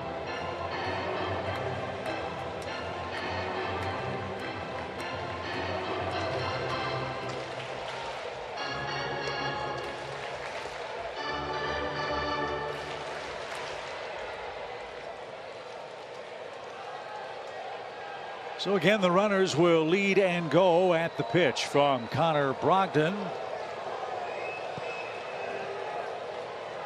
More balls than strikes from the Phillies right-hander. And the next on the way, smoked into center field. That's going to get down for a hit. That's going to score 1. It's a 7-3 game. Good at bat by Albies. Now things get a little tighter for Joe Girardi and company. Charge that run to Familia. We talked about how Ozzie was starting to stay back on the ball more. You saw him starting to drive it again. Perfect example, a 2-seamer running away off the plate. And look, when the Braves have used the center of the field and gone opposite way, Jeff, they've barely beat you. We've seen them hit more balls up the middle the other way tonight than we have in a long time. And here it is in a game where they are right in this ball game. Austin Riley has had a good night. He's got a couple of hits. He's scored a run. He's knocked in one. If he parks one, we'd have a 1-run game.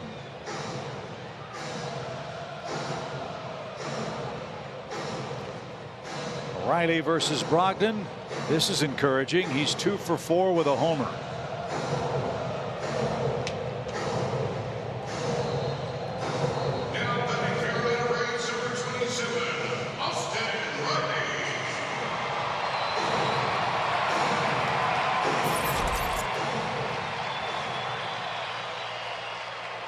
Riley 2 for 3. Keep the line moving. He's the 6th man up in the inning.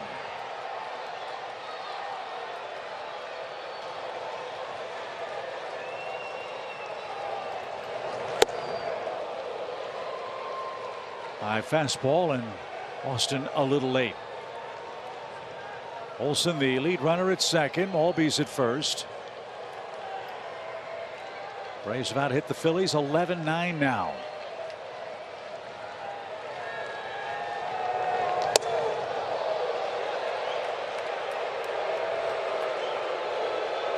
It's easy to say, hey, stick your elbow out, get on any way you can. Yeah, right. But this man's throwing hard. Changeup, though, got away that time. 1 ball, 1 strike.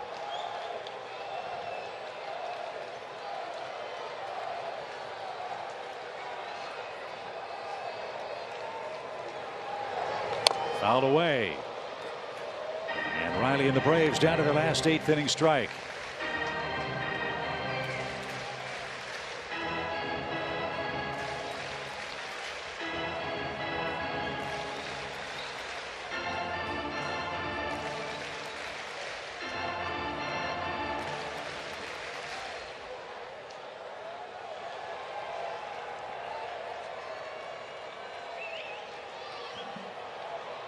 The pitch, swing and a miss. Austin Riley swung right through a heater, and the Braves' 8th inning threat ends at 1 run. 7-3 as we go to the 9th.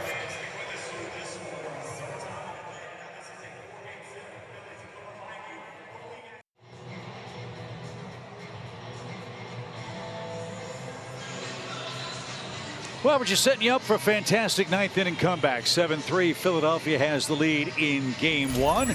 And a reminder for you, beginning Tuesday, the ACC baseball tournament is on Bally Sports South. We'll air the first 4 days, 12 games from Charlotte, North Carolina on Bally Sports South on the Bally Sports app. Our pal Tom Wormy will be the play-by-play man. Nick Green, Gordon Beckham will also join in Charlotte. Eric Collins will be there as well. Don't want to miss it, Jeff. Always exciting when tournament time rolls around on Bally Sports. Yeah, and they need to pull the clubs and tigers through. Need a strong finish, Chip. They need a strong finish. Kind of like the Braves. Indeed. They'll hopefully get a good outing from Jackson Stevens. Look at what he's done over his last 9 1/3 innings. I thought the big one was down in Florida when he came in Miami and got the big strikeout of Anderson and got out of that inning with 3. We were up 3-1 with 2nd and 3rd, and he was able to hold it there. So his job obvious here.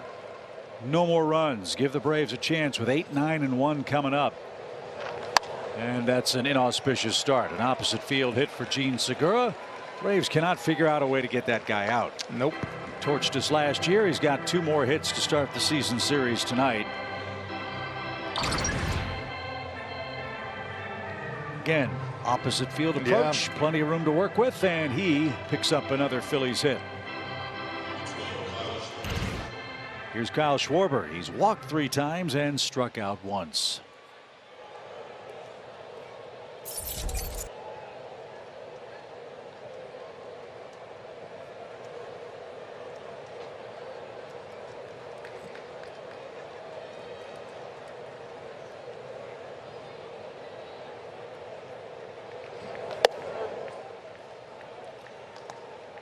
Max Fried will try to be the stopper for the Braves tomorrow night, barring a 9th inning comeback.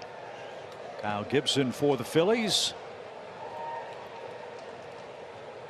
Tucker Davidson was the Braves starter tonight. Got out of a 1st inning jam, but couldn't escape the 2nd or the 3rd tonight. And it's been an uphill fight ever since, especially with Zach Wheeler. Look, you got to tip your cap. He was terrific, especially in innings 2 through 4. He struck out 7 men in that stretch of the game when the Phillies added on. Braves have come back with single runs in the 5th, 7th, and 8th, but trails 7-3. Schwarber's elbow pad just came off. Don't see it too much when you're taking a pitch. I was going to say it can't be because the Velcro's worn out. He's walked 3 times.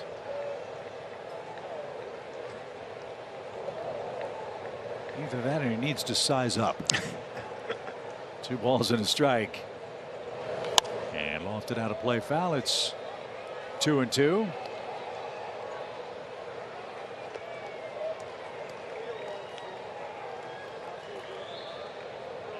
The Phillies have left 9 on base. The Braves have stranded 7.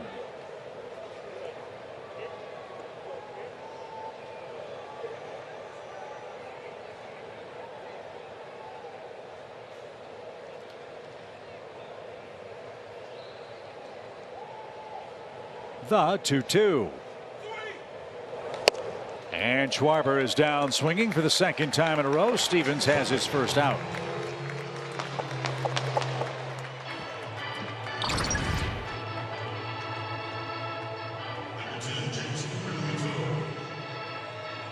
They say it looks so big, and when it gets there, you just can't catch up. Right past you. So Here's Real Muto. He singled, tripled, struck out, and walked in the game. Seems so strange seeing JT Real Muto hit 7th. I know, right? In the lineup for the Phillies. They're trying to get him going. Maybe tonight's a step in that direction. A 170 May batting average will improve with a 2-for-3 night tonight.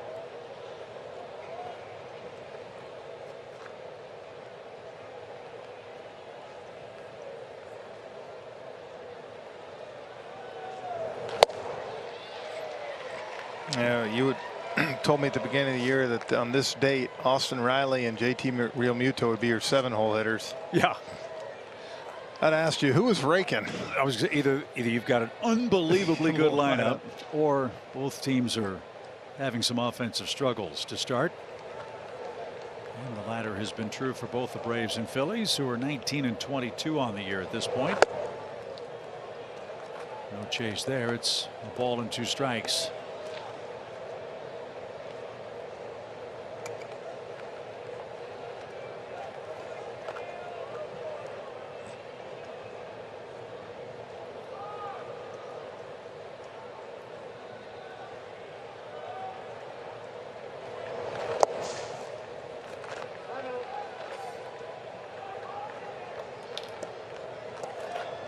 Knebel is up again for the Phillies. He's their closer. James Norwood is getting loose too.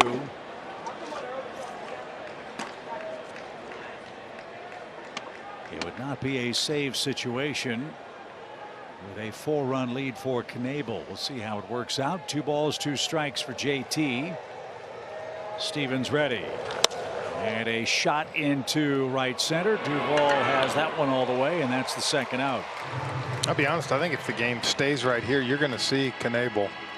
I don't think Joe Girardi's going to take any chances. Braves have started to put some guys on.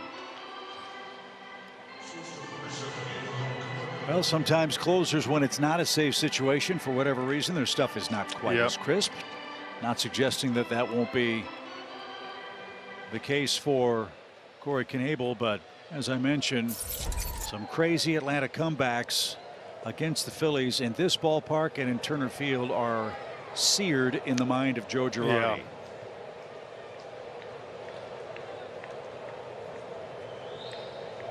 Here's Camargo. New World Series ring for Johan. He got that before the game. That was a special treat for the sellout crowd here of 41,000 plus. And Camargo has had a nice night at shortstop. He's walked, scored, and he's picked up a hit.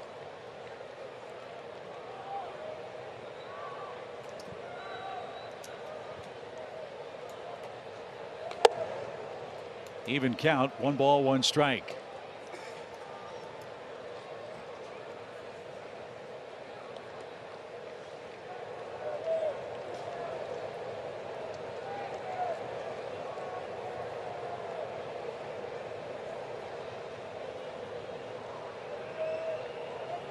Runner goes, and Stevens never stepped off. And an easy stolen base. I mean, he got 4 steps. All Jackson had to do was step off and spin. He never took a look at him. Well, the only good news is it's kind of screwed up. Camargo at the plate, so he ended up getting the 2nd strike free. But runner in scoring position.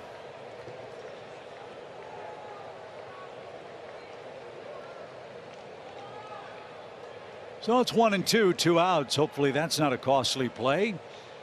The pitch. Lifted to the left side. Long run for Contreras, and William won't have a play. That's in the seats. Yes, that is William Contreras playing left field for the first time in the big leagues for the Braves. Was challenged early, went around a ball that would have been a single anyway in the first inning. Then he and Riley miscommunicated on a pop-up down the left field line. Duvall and Acuna got crossed up in right center that cost the Braves a couple. So not the best of nights for the Bravos in game 1, but we're not dead yet. 1-2 pitch on the ground. That is foul. And Camargo hanging tough. He'll see a Sixth pitch.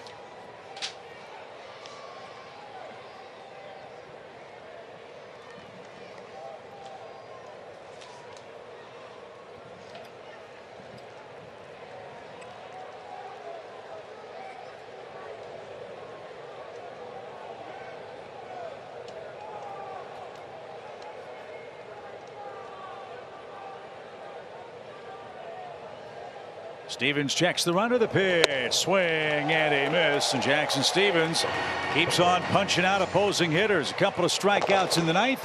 Rally cap time. Braves need a big one. It's 7-3 going to the home ninth.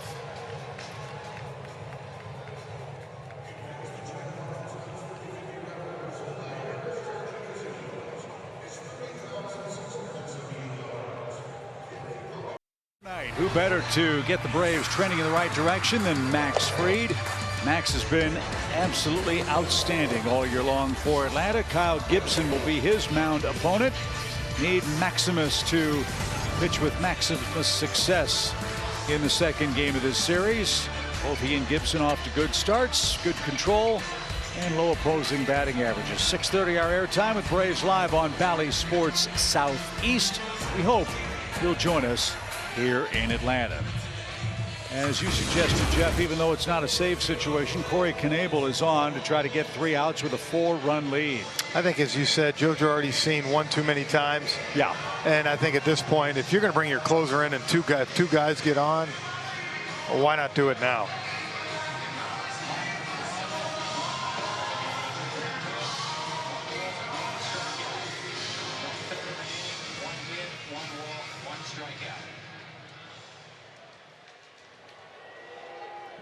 So Adam Duvall will get the rally started. Braves need 4 to tie, 5 to walk off. What does Knebel feature? Well, you know, he's with we saw him last year. If you remember, he started game 1 of the NLCS with the Dodgers. He's got a fastball and a big curveball. Part of the never-ending quest for the Phillies to figure out the back end of their bullpen. This guy's been a good pitcher for a long time. And Knebel trying to salt this one away for Joe Girardi.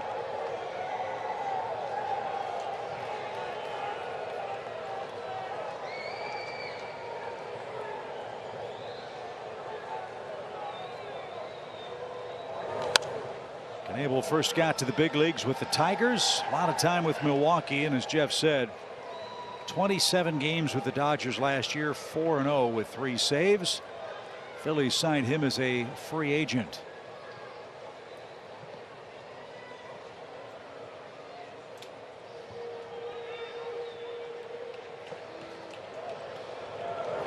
On the ground, Camargo got a top spin roller. Duvall is the first out. So Adams' night ends 0 for 4. And Dansby Swanson's the hitter. He's got a multi-hit game. That's what's sort of frustrating about this one tonight for Atlanta. Multi-hit games from Contreras, Ozuna, well, believe it or not, Riley, Jeff, and Swanson. Believe it or not, Braves out hit the Phillies. Yeah. 11-10. But it's so funny how often it happens. We talk all the time about extra outs, extra opportunities. In a game this evening where the Braves walked 8 hitters, 4 of them scored. What's the difference in the run column? 4 runs. Conversely, the Phillies have only walked 1 Braves hitter tonight. That was Connor Brogdon in the 8th. 0-1 for Dansby. And that one pulled foul. It was nearly a double, but he's down 0-2.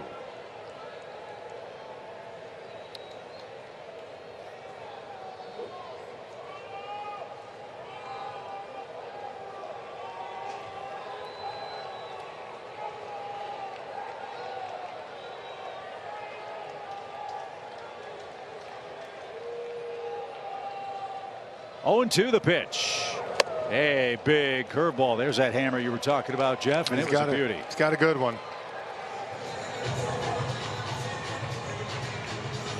So Ronald Acuna Jr., the final hope for the Braves. Couple things on the line in this 9th inning at bat. His hitting streak of 3 games and his on base streak of 29 games in a row.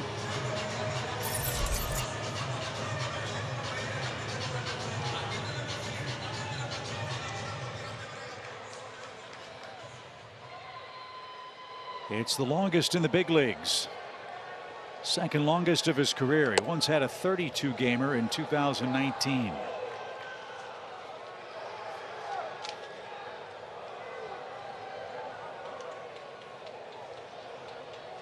One ball, no strikes with 2 out.